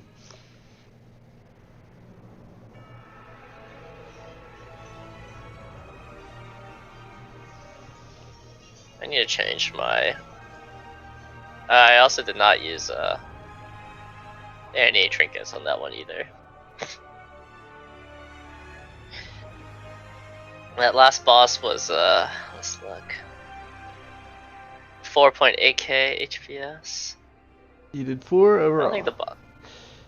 It always seems like in the beginning of instances all the numbers are higher and then they sort of like taper off towards the end. Maybe it's because there's more bosses or something at the end, I'm not sure. Yeah, I guess there's a boss at the end. But for healers though, actually, if there's more bosses at the end, that should be when you get the highest numbers, right? Not necessarily. It depends on how... Just because you have a boss doesn't mean it's dealing damage. Like, the third boss didn't deal any damage, the ghost boss. I got 1.8k healing. So would you say big packs are usually when you have your highest throughput? Yeah, big packs with people standing in bad is where healers can show their numbers. But, I mean, that's usually... You can avoid standing in bad, so... Like on the high fortifier keys, you need to avoid standing in the bad so the healers can just heal the normal damage, which is already enough. There it is, Ted. Plaguefall plus 18 arcane! Arcane. Arcane, Arcane! Wow. How do you... Did that video make you feel anything differently about Disc versus Holy? I'm more, I knew Holy was good. Recognizes Holy. I always liked this playstyle, and in 9.05 they increased it was more forgiving by like 33%. Basically, you have to flash heal 5 times, and then you have to refresh it every 15 seconds to get your like heal really good. So then you just spam cast heal the whole time. And 9.05 increased the buff from 15 seconds to like 20 seconds, so it's easier to maintain. So you just have to flash every 15 seconds? Once every 20 seconds now. Can you just like prime it by healing yourself before the Yeah, I do that before the pull starts. I heal 5 times so that I have it primed before the first pull. That seems like pretty easy. I mean, other than that, what? Yeah, I mean, it's kind of annoying to time drinks in between with like bleeds and stuff like that. But like that one, I didn't drink at all. I made once, but like it wasn't that bad. Because it's like out of combat, you have to hit flash heal and then drink. Yeah, so you have to like see how long it is, or like how long do you think you're gonna drink for? Like 6 seconds, then you might have enough time. But if like flash heal is like going to like stop after 5 seconds, then you need a flash before you drink. And then if you flash before you drink, maybe the tank is already pulled or something like that. So you just have to kind of... You don't have a bunch of It's a little bit. It's not, yeah, and I don't have much movement, so I gotta... But I mean, it's not bad. I mean, like flash heal heals for 3,800. When I stack it up to 5 times... Let's see... So my flash heal is 3864, 1.3 seconds. My heal is 6457, 1.3 seconds, same speed. 6,000 is like something like 20% almost of my health. Yeah. So, and then I do Trail of Light, which is when you heal or flash heal, 35% of healing is replicated to the previous target you healed with flash heal or heal. So if I like spread the healing around, like that basically is my AoE healing. I don't use prayer of healing anymore. It's removed off my bars. Well, actually, still on my bars, but... Really? So your AoE healing is still just spamming heal? Just heals on every target. Yeah, it's enough. Wow. So it like really I was is doing like the a calculation situation. Yeah, well, I mean, you also have instant heals and stuff like that. And if people are gathered up, I can use a circle on the ground to heal people a good amount. And then the other thing is like when I use the holy word, let me see, where's my thing? Covenant. When I use a holy word, the next healing of my flash heal or heal is increased by 53%. Let's see. So my heal is 6457. If I heal myself, oh, it doesn't show it on the tooltip, unfortunately. Oh no, it's because I'm not taking any damage. No, it's there. Yeah, it doesn't show it. So I think my heal will heal for like 10k or something, and then crit for like, I don't know, 15 or 20, just like a normal heal. So I was like doing the math, like if I AoE situations, I can hit like 9k HPS just by healing, throwing a few things without using cooldowns. That's why for me, I was like, I feel Holy Priest has a thing in Mythic Plus. It's pretty cool. I really like it, and it's very direct style healing, which I really like also. Seems pretty straightforward. Yeah. And pumping heals allows me to get my Holy Word Serenity up more, which is the big instant heal that heals for 13k base. So, like, usually you'll need it for the tank, or if Steven decides to stand in bad, you can do an instant heal. You don't seem... I did a solid pick. Seems like you don't have to do a ton of anticipating because you don't have like a lot of preemptive, no like pre-hots or like shields or whatever. No, I have a shield, but they suck, so I don't use it. I have a Prayer of Mending, which I just put on. So it'll bounce on the tank. Besides that, I have a trinket that is from Nathria that is like, you put something on a guy after 6 seconds, it'll heal them. If they die, then it'll heal them immediately, but I never use it. So it's like another guardian spirit. And then my other trinket is like for the like you charge it up by the amount of mana you spend. So spending a lot of mana charges it up, and then it heals for like 10k instantaneous. So it's like a really nice trinket, 10-15k instantaneous. But I also forgot to use it. 1 minute cooldown. So it's really nice. I need to put them on my... I'm gonna put them... I used to tell me when right now to put them on my bars. Let's see. What's the highest thing we've timed with a bear tank?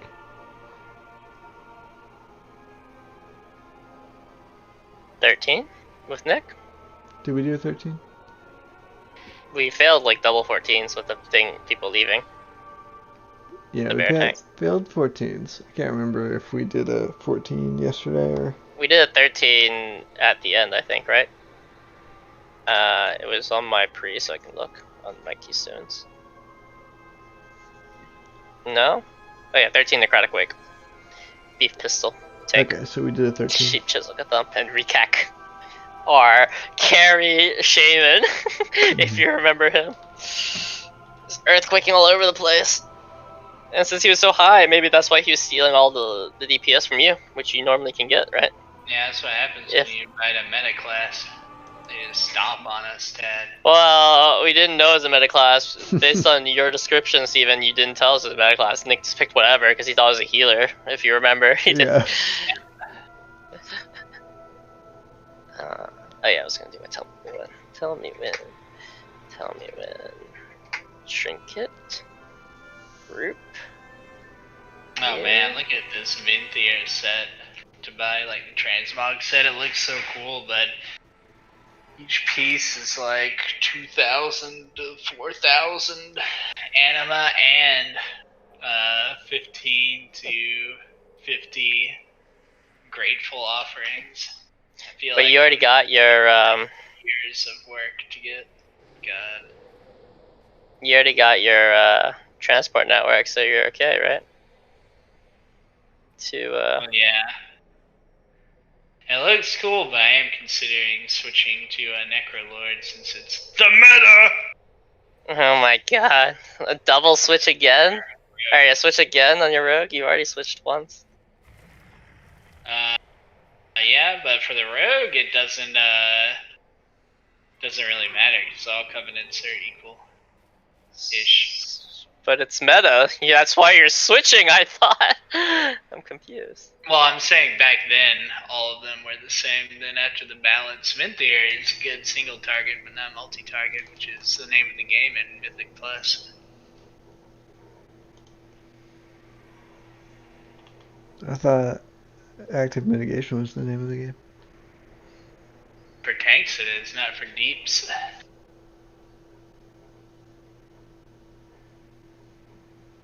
I put my trinkets on my bar, or not my bar, but in my like center area so I can see it.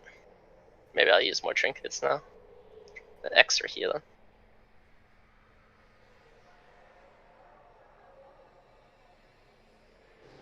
Let's see. Alright, my priest is getting better. 13, 11, 10, 9, 8, 8, 7, 7. You guys gotta carry me to higher keys. Just can't do them by myself because no one will invite me. Really?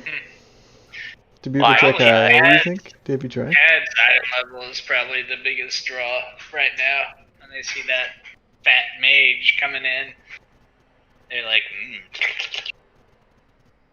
But then they invited that shaman and he's like, that's not gonna take all that mage's DPS and convert into my own. That's right, you gotta learn how to snipe it from him, Tad. Turn the tables. I need to change my my secondary stat because I was just raid spec where mastery is very nice because it puts a hot on you after you heal for like 30% of the damage you heal for. But in Mythic Plus it's okay, but it's better to I think have faster heals.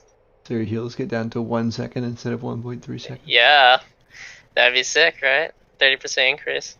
That's the floor, right? There's a GCD floor, I think, for some classes.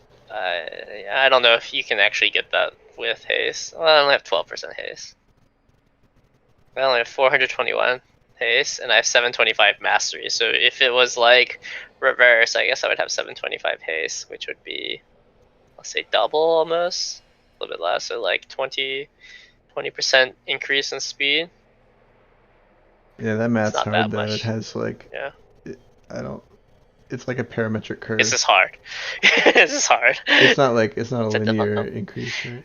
Yeah, it's not like 33 or 25%. It's like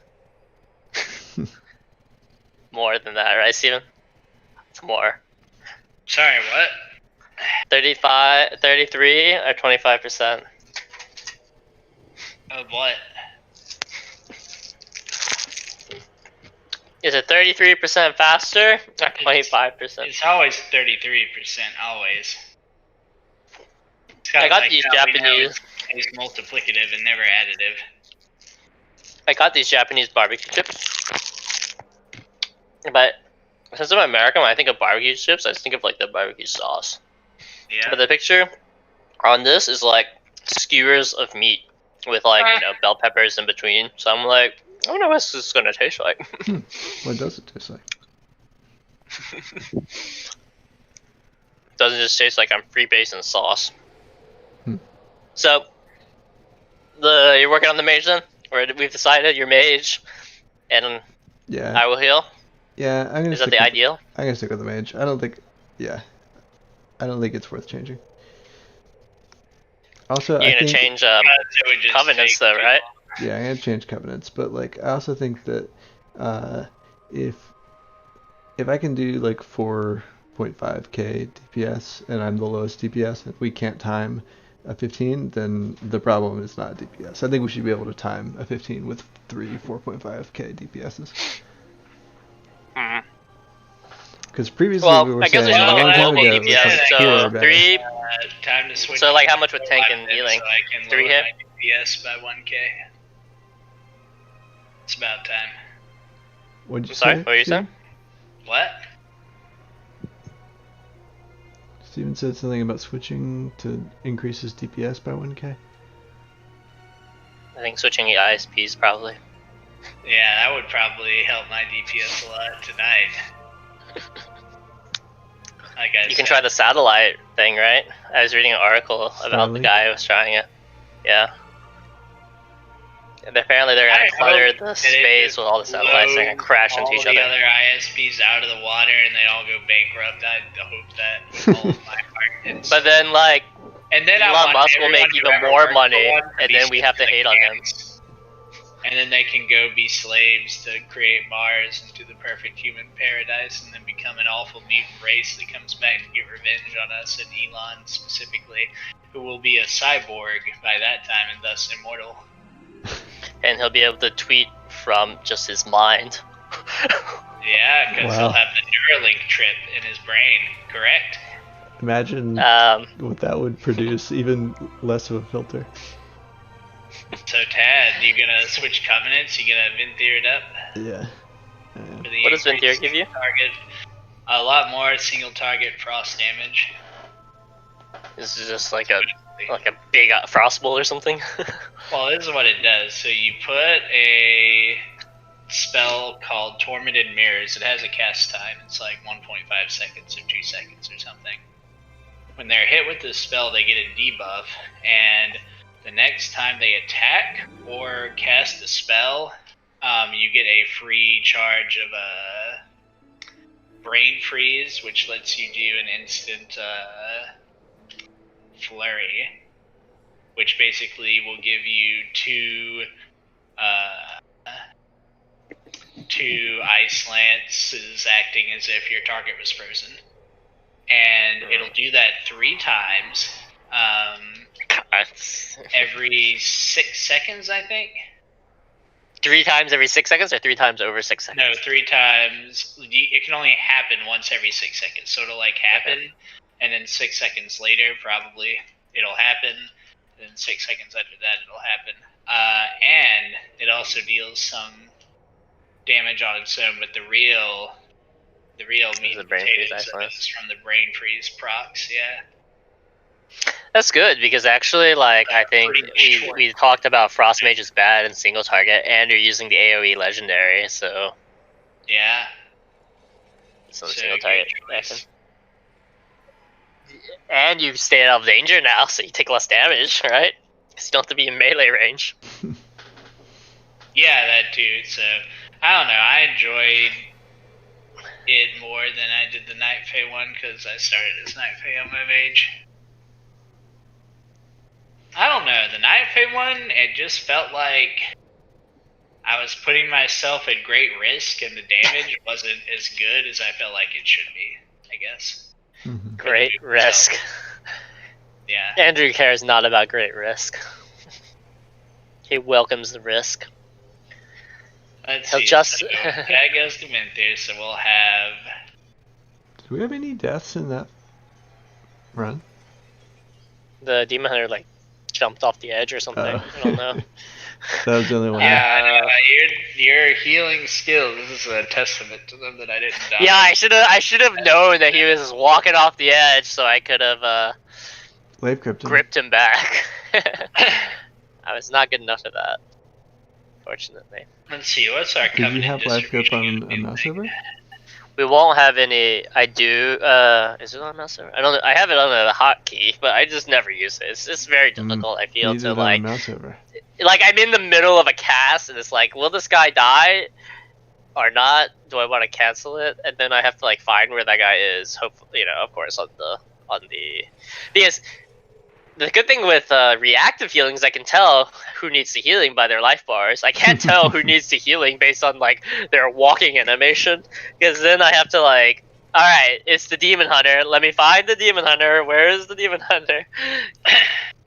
Or I can try to mouse over the like the person, I guess, which probably is easier, but I don't know. It's difficult anyway. There's only like a few where you might have enough time. I think perhaps like on Miss where you get punted off, but that I can only do if I see the guy standing in the thing before, and then like, then I know that he's gonna be punted, so I do it. But like if it's like I can't see him and he gets punted, and Nick's like, he's punted, you should have picked him up, and then like it's already too late, like he's out of range or whatever. Usually. Nick is especially, I don't know if he has lag or something, but he especially like will usually call out things once they're over. No, I think that's just him. He likes to call out things that may or may not be useful. Just likes to call out everything. He also likes to like lock down comms by repeating things like 4 times. That's why I don't want to tank, because Nick always is like backseat tanking. It's like, and then I listen to him. I don't know why. I listen to him, and it always ends up badly. It's like, let's double pull that, we wipe, like, or we get pride in the middle of it or something. I need to trust my judgment with tanking instead of like listening to him, because it's just weird things will happen all the time. I think it's usually just like, are you ready for this double pull? Yeah, I'm ready. Let's do it. And he's like, oh wait, I don't actually have any cooldowns.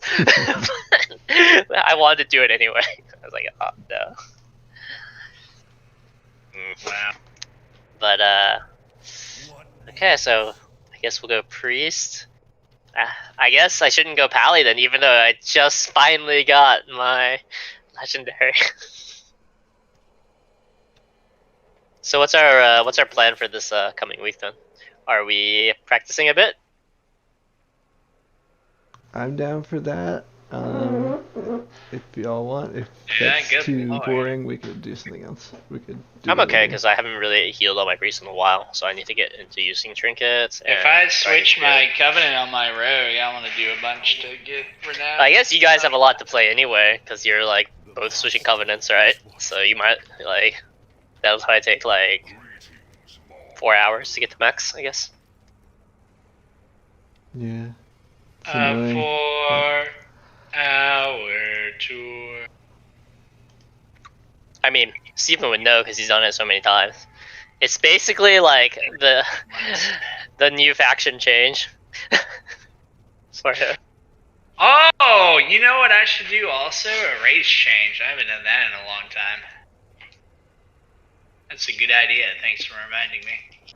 I mean, the boys are mocking you on your choice of making a goblin rogue with thunder. Oh yeah, it's because they don't understand. Or maybe they do understand and you don't understand. If so many of them are saying something and you are saying something else, it must be you that are off. No one's agreeing with you. That would apply for everyone else, but not for me, because I know better than everyone else, so, you know? Really? Because you were saying that shamans were not meta on DPS. That's true, I did say that. Track record's not looking great, Steven. That's like 100% of the stuff you said that I remember is false. To be fair, though, he was saying in that video that the things he was saying were controversial. Yeah, I think because it's not like top end push, it is KSM, which is what good we for us because need. that's what we need. Yeah, but we don't need to know. Like, is top end push, even if for 15s it shouldn't be because people dub. Well, I mean, there's a different meta for. I mean, it depends on what you mean by the meta. There's not just one meta. Well, I'm saying that most people are stupid and lazy, so they won't even like think they'll just be like the top players are doing this and the top keys. Therefore, it's the best. Like the end. Yeah, that's how it is for like a lot of people in games. And like Lords of Mobile, I ask people why. That's where I'm getting my information from. So. But maybe that's not like the best. Not useful? No, yeah, I agree, but you should stop disseminating this information to us, Steven. You're putting too much. You're clouding our opinions. I was gonna say it's fake news, but it's not fake. It's just like I guess it's like, I know there's a type of argument, like, I know that there's like a lot of different names for types of arguments. I feel like there's one where you just like disseminate so much information that you can't think anymore. But like in Lords Mobile, it's very technical when you think about how the things fight, because there's not much skill involved. It's just like knowing like comps and stuff. And I asked people why. They're just like, well, that's the meta. I was like, well, why does that work? And I'm not the meta. I'm not spending $1 million in this game, so I need something less than the meta, and they can't answer me because they're like, I don't know. I don't have this. I've already spent my $1 million, or I'm on the way to spend my $1 million. Do you have any spreadsheets? I don't do spreadsheets. I do like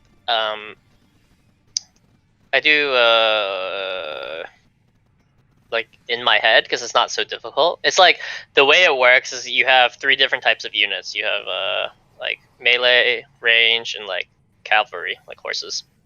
Then they have like one deals more damage than the other, so like it's like a triangle. And then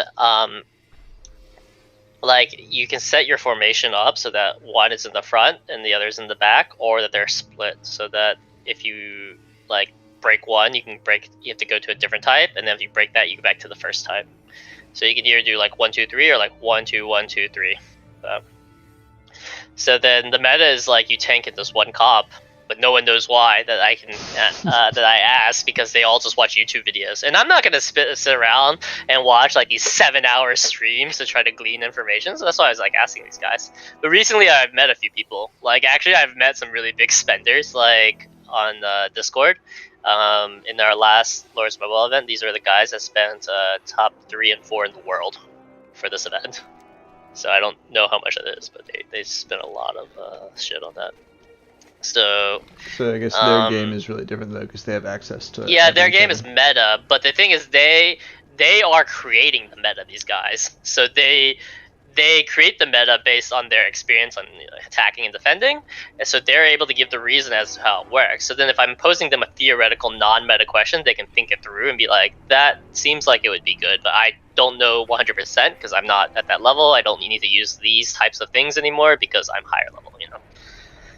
So it's kind of interesting. Yeah, they know the mechanics very well. Like some of these other guys, like I was talking to my guild leader. He's always drunk when I talk to him.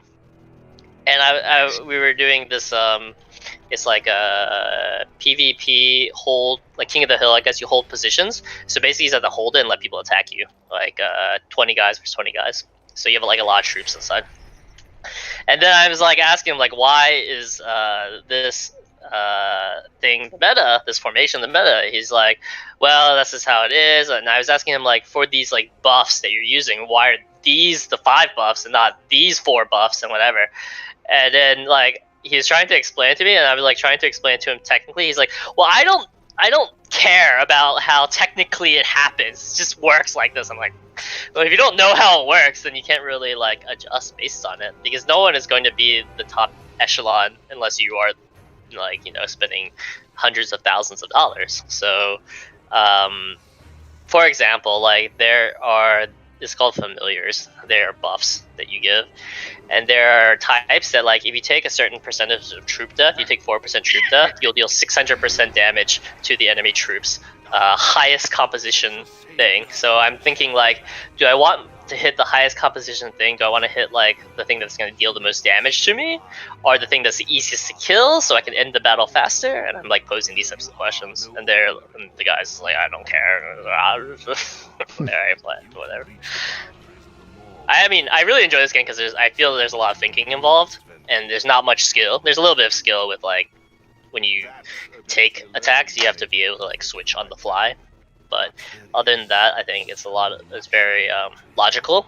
And like when we just had a patch, not just like a few months ago, we had a patch that completely changed the entire mechanics of the game, because it allowed like how I said, like some troops deal more damage to the other troops. Like it doubled this damage now. So like countering troops are very, very important. So all the metas have changed for stuff, which is interesting.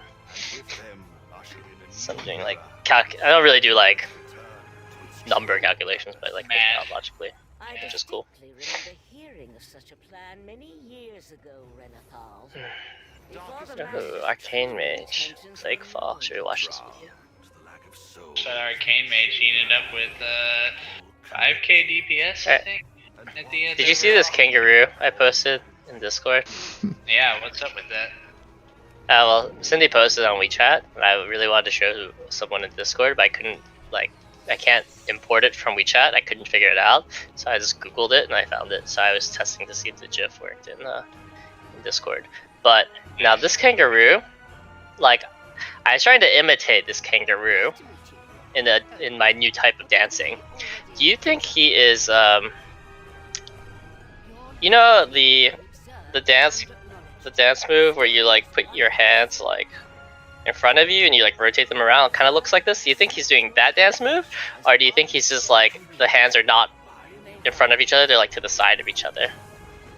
I don't know if I explained that right. What? Okay. There's a common, but like, I think you'll see it whenever they show the meme of bad people dancing, and it's like, oh yeah, the hand circling. It kind of looks like the kangaroo. I know exactly what you're talking about. Now. So like, you're looking at your hands right now doing this. One hand is in front of the other, right? Like in front of your face, I guess. Correct? Yes. Okay. Now, is that what the kangaroo is doing, or if you take your hands and move them apart, and they're not one in front of each other, but they're like side to side, but he's just like rotating them around? Do you think that's what he's doing?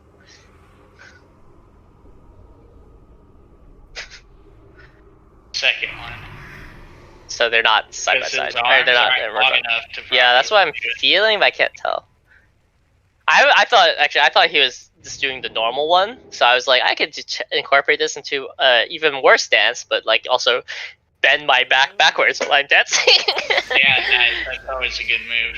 Yeah. This is gonna be my wedding dance when I actually ever have a wedding. I hope you guys know, so you can prepare to dance like this. Okay. I'm gonna be. You guys can perhaps get kangaroo costumes. So Cindy and I will start dancing, and you guys will come out as the kangaroo and then dance like beside us. So it'll be like a music video or whatever. Yeah, like dark. Will Cindy do the dance too? The kangaroo dance? Yeah, I'll jokingly say like, let's do this, and she'll be like, okay. But then the kicker will be when you guys come out in kangaroo costumes behind us and do it, and then she turns around and be like, oh my god, what's going on? Yeah, got her. Yeah. Isn't this kangaroo awesome? Look at him go. Oh no, I forgot. My rogue started out as a Necrolord, actually, so. I know, that's why it's gonna take longer. Now it's gonna really? take If you go back, it's worse? Yes, if you switch the first time, it's free, basically. You don't have to do anything except be like, I want to. Now, what you're gonna say is it's perhaps the biggest mistake of your life. Yeah. When you go back, though, you have to do basically a long version of a calling. Like, each world quest gives you... Oh, you've already done that once, though, I think, actually, on one character, right? On my Warlock. So each world quest gives you like 8%, and you can get some more by killing rares and stuff. And once you do that once, the next week you have to do it again. And then after that, they will accept you. And then you have to spend the 4 hours to get decent while you're working on it,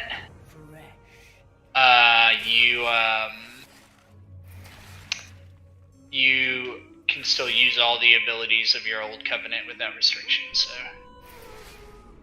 that part's nice. Are you gonna start working on it, Andrew? I mean, he doesn't have to work on it. He just. Oh yeah, that's true. I have to grind Renown. Yeah, but that's really fast. You don't have to be time gated. Again. Doing Renown is you do the story, so you're not time gated. It's you're just time gated by your own playtime, I guess. There's no. So you should have it done in tomorrow, right? Yeah, easy. Easy.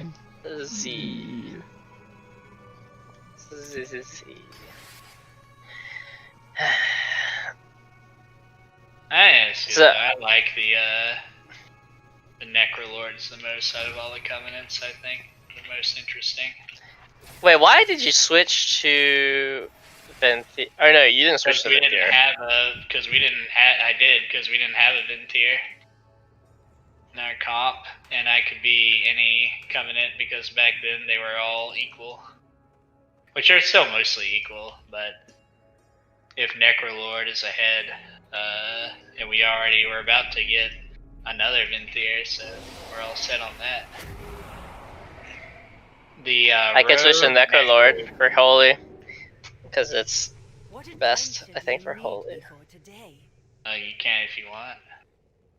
What are you gonna be? Are you gonna be Kyrian, Steven? Yeah, I probably would if you did that. We don't have a Kyrian, unfortunately. That's fine with me. I haven't done Kyrian before, so I have no idea about their story or anything. Their ability is probably less interesting than the Necrolord one, but still kind of interesting. On a scale of 0 to interesting, how interesting would you say they are? I'd say a solid 3. Out of 5. Out of interesting. Yeah, out of interesting. Door of Shadows seems like a very bad skill. For a mage? What do you think? It can be nice when you're trying to do vertical movement and you can line it up. Like so you don't have to go around a hill or something, you just go straight up to the top. Yeah. Door of Shadows, Chris, is the one where you like 1.5 second cast time, you pick a target location and go there. But like, it's not very far. There is a nice one that dazes everyone. So yeah, you can use that to interrupt stuff. Dazes, AoE daze. You can do that in Mythic Plus. What's the AoE daze? The Mirrors of Torment? No, that's your teleport. Yeah, the teleport. It does a AoE around where your teleport destination is, and after it goes off, it disorients everyone in there. Oh, if you have a certain conduit. Yeah.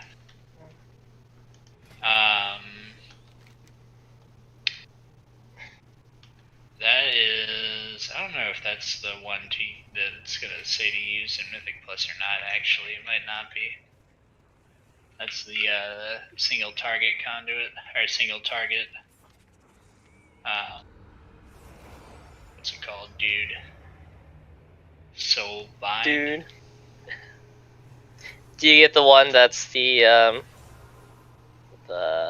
mark, so that you deal more damage to them and take less damage from them?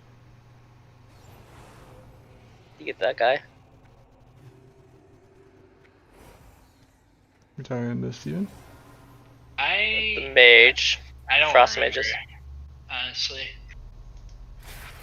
There's one that's like, for the first time you hit a target, you can only do this once, but you will deal more damage and take less damage from them.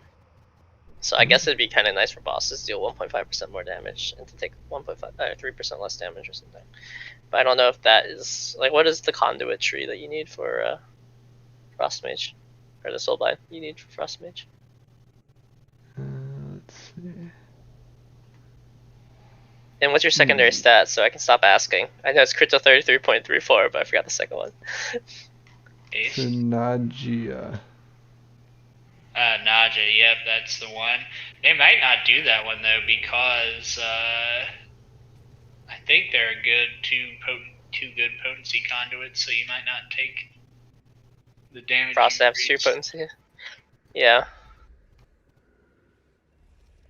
Look at the recommended tree, Tad. Is it on the left side or the right side of her? The left, the duration of incoming interrupts and root effects are reduced by 25%. So you have double potency, I guess. It's so good. So good.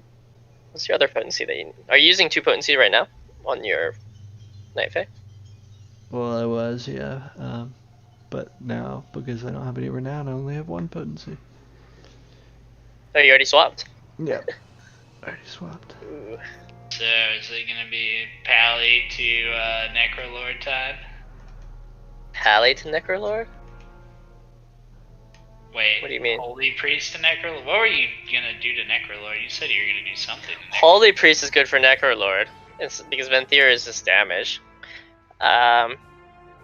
It's okay, but Necrolord I think is like I haven't actually seen it, but I feel like it's like Frozen Orb that just heals. But I'm not sure if that's actually what it is. It sounds like that's what it's it. So I mean that's pretty good. I just want to know if you're gonna do it, because if you're gonna do it, I'll go Kyrian, and then we can have the full gamut. Maybe I should just play Holy Paladin, which is Kyrian. What does Nick have? I mean, it's up to you, whatever you want to do. I don't know. I think it's up to everyone else. It's up to you, Steven, in fact. We can't make anything up to Steven, because he'll just change his mind too often. Faster. Well, we've confirmed that he has to stick with Rogue, so at least that's done. I mean, the Maldraxxus was the least important one. Remember, I thought this is what we discussed. Unless we somehow can capitalize on the ooze more, but I think they changed it a little bit now so that you can. Yeah, they made it stronger. So what is it? What I don't remember. In Plaguefall, and they made it so the way it works in Plaguefall, when you kill certain enemies, and then your Necrolord is in the group, and they use Fleshcraft on the corpses, they get a buff, like a group-wide buff. It's something crazy, like 20% haste for 2 minutes. Whoa. Or something like that. Probably less than that, but. And we just haven't been able to use that. I don't remember how much. It's hard to figure out because you didn't know, because it's slimes, but only certain slimes. Different slimes do different buffs. And you never really knew which one, but now they made it. He just cut out for you when he's about to explain what it is. Yeah, now they made it. Really? Now that and then nothing. I was like, oh. Well, they changed it to where now if you are next to one of the slimes that let you do it, your Fleshcraft will glow. So that you're, so you know that, like, if I do it on this one, I'll get a buff. So you know when to do it. Because before you just had to guess, and since there are so many different slimes in that dungeon, it was hard to tell if you were targeting the right ones or not. And you could use it on the wrong one, and then your Fleshcraft would be on cooldown. Yeah, that's not a big deal, because the Fleshcraft cooldown isn't very long, but most of the time in Mythic Plus, it's not worth stopping to shield because it just takes too long to cast. But if you have a 20% haste plus for everyone, I think it's pretty good. Yeah, it is good, but if you can't tell which mob gives that to you, you're not going to stop at every one and just, like, hope this is the one. I mean, there's, like... Group-wide or just individual? Group-wide. That's really, I mean, 20... I think there is a time warp. It's a 2-minute time warp. It's a mini time warp. Well, let me look it up and see what it really is, because I can't remember exactly what it was. You're right, it's 30% for... So it was a 2-minute drums, though. Wait, I thought time warp was 40%. It's 30%.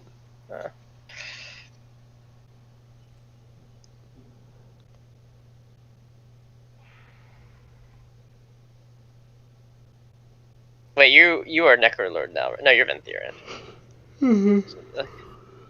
So now I can... Because, I mean, now that we know the instance is a little bit better, we should know where the slimes are, right? Like, we have, well, I guess we have the big room with, like, the 30 slimes. I don't know if those count. They're green. So then, here's what the buffs are. 2 minutes, party members' haste increased by 15%. Only party members within 10 yards of the Necrolord. So everyone's already running ahead, most likely. It's kind of annoying. How much haste do you get from... no, I mean, you got I think you did damage and movement speed, right? Oh, you don't get haste. Yeah. I'm not sure. Yeah, I mean, so like we have to like stack up to get good use of it. You could use it before things die. Like when there's the last mob to kill, you start using it. Yes. Just to trick people then into getting it. Gushing Slime lasts for 2 minutes. Dealing damage has a chance to deal AoE nature damage to all mobs within 10 yards, 3.5 procs per minute. All party members within 8 yards get this effect. But only when dealing nature damage? No, only when... No, dealing all damage. The damage type it deals is nature. Yeah. That doesn't seem amazing. Only 3 procs a minute. Then we got Congealed Slime. 10% damage reduction to all party members within 10 yards. That's kind of nice for the tank. Yeah, that's pretty cool. Since the tank will be a melee, you should probably get... I guess that's the purple slime. Yeah. So you can do it right before the boss. There's a purple slime on the right platform, front right platform. I thought you were going to change to Necrolord, not Steven, Chris. No, I was just saying Holy is the best Necrolord, but then we wouldn't have a Kyrian, so Steven would have to switch. If I just play my Holy Paladin, it's already a Kyrian. Okay. I mean, I don't care. My whole stance is just that if Steven just wants to switch, I think. It's his whole stance. He just wants to... No, I mean, there's just no point in having 3 Venthirs. I think it makes more sense to... Well, you know, we were able to capitalize on 2 Venthirs today with double Gargoyle on the 3rd boss. Yeah, that's true, and we'll have double Vent now, also, after I switch. Because... You and Dad will be able to capitalize on it. If you switch, though, then I'll go Kyrian just so that we have everything. The Kyrian, I think, is pretty good, though. I think the Kyrian's probably... I think, well, let's see. Maldraxxus, I think, is the worst. Night Fae, I mean, you get a mushroom. You just, like, always have a Night Fae. I don't think there's an instance where I've never not had a Night Fae. It's like, they're always available. What else? You get the mushroom, and you get the skip on this. Yeah, and you get, like, the urn stun, which is okay, I guess, on DOS. There's one pull on the urn stun that I think is useful. It's the one in the outside area, with like the really tall knockback guy, and then like 3 casters. That one's pretty difficult. Yeah. Venthyr, my point going is... without a Venthyr though would be very disruptive to like Hoa, I think, or Sanguine. Sanguine, you get the buff of more damage, which is fairly nice. But also, like, the gargoyles, you'd have to kill the gargoyles when you wouldn't otherwise have to, right? So that it would be slower. Yeah, you could just not pull them. I think they're all avoidable if you're just smart. I don't think we are ever smart enough to do that because they'll always accidentally pull and then we take control of them. I mean, the boss fight today, I pulled it on purpose because I saw that the boss was close enough and I was like, here's my chance. Which one? The first boss? Or the 3rd boss? First boss. Oh, you got it? I thought we gave up because you were too far away from the ring, so you didn't get it. At the beginning of the fight, yes. Near the middle of the fight, I was able to get it. Did you just like range it so it would get close enough to you to control it? Yeah, well, he was moving the boss closer to it, and he moved it close enough that I could just run up and grab it. Or you could like throw something at it so it runs towards you and then grab it, so you don't have to get out of the ring. Yeah, that's what I was gonna do, and then it pulled before that. For some reason. I need to better. I was just say I agree with you that Necrolord is the weakest, but if we don't have a Necrolord or a Kyrian, I'd rather play Necrolord because they interest me a little more. If we had have a potion though. Potions are... What is... Fleshcraft I don't think is so useful. I don't know. It doesn't seem great. I think the potion, even though I don't use the potion a lot, like, you can use it as like a second cloak almost. Maybe. Kind of. Why? It does other things. But it's everything but magic. So it does poison, diseases and bleeds, I think. So like you can like remove the dot from like those exploding mini guys in necrotic in which one is it? In Plaguefall. Like the ones, in the small room, there's like the big abomination, like the 6 little guys that you have to interrupt. If you don't interrupt, they put a 30-second disease dot on you. You can get rid of that. No, I agree. They're like the most mechanically strong, but the Necrolords interest me more. So, but I also think that like mechanically, like having the golem balls is really good, and having that one spear, having 2 spears on spires is really like it makes the hardest pulls the easy, like not the. It makes the hardest pulls still hard, but like they're 8 seconds of just nothing, which is really nice. Does it make the hardest pulls the easiest pulls? The hardest pulls are still the hardest, but at least they're like 15% easier. Because that second one has the damage reduction aura, so you have to exert him first, but there's also like other shit in there, like birds. And then another one is like, I think Golem is inside, maybe. So having an 8-second stun on him is very nice. I forgot. Maybe there's a Golem. Carry on. And you've never played Carrion before. Carry on. Carry on. If you switch to Necrolord, then that would make the choice really easy. Why would I switch to Necrolord? We can still capitalize on 2 Venthirs. Number 1, Holy Priest. Yeah, but actually, I think Venthyr is only good for Disc, which is the only one I refuse to play. And I think Necrolords is actually good for Shadow and. Let me look this up. I think it's actually good for Shadow and Holy. Let me see. But actually, Venthyr for Holy was like number 2 played, I think. Alright. Where is it? Classes? Holy? Best Covenant.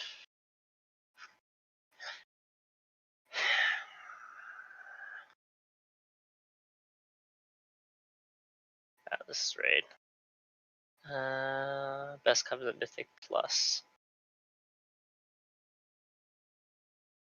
What? What? It's changed! Night Phase now incredible! The other ones are good or decent. What does Night Phase do now? Well, looks like we gained another Night Phase. Maybe I should just go Night Phase on my road so that we could have all the Night Phase. Alright, calls for 3 Fairy Guardians to attend to your targets for 20 seconds. Any direct damage will restore mana or insanity. So everything I Shadow Word Pain, give me that. Anything I shield reduces damage by 20%. And anything I flash heal, I will increase the cooldown recovery rate of target's major abilities by 100%. But I don't know how long it lasts for. Like, does it mean it cools you down faster? Or does it mean you have to have the ability up, and then I use this thing on you, and then you use your cooldown, and then it's 50% like less cooldown? I guess if that I didn't make sense, does it like reduce the recharge rate of your thing? So if it takes if it's already ticking and it takes 2 minutes left, it'll now speed up twice as fast to cool it down, or like you have to have it like off cooldown and then you use it and it just has like a minute cooldown. Don't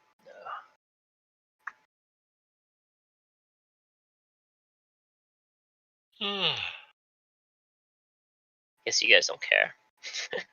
Sorry, I zoned out. It was too long and roundabout. Do you want to try again more succinctly? Alright, so it reduces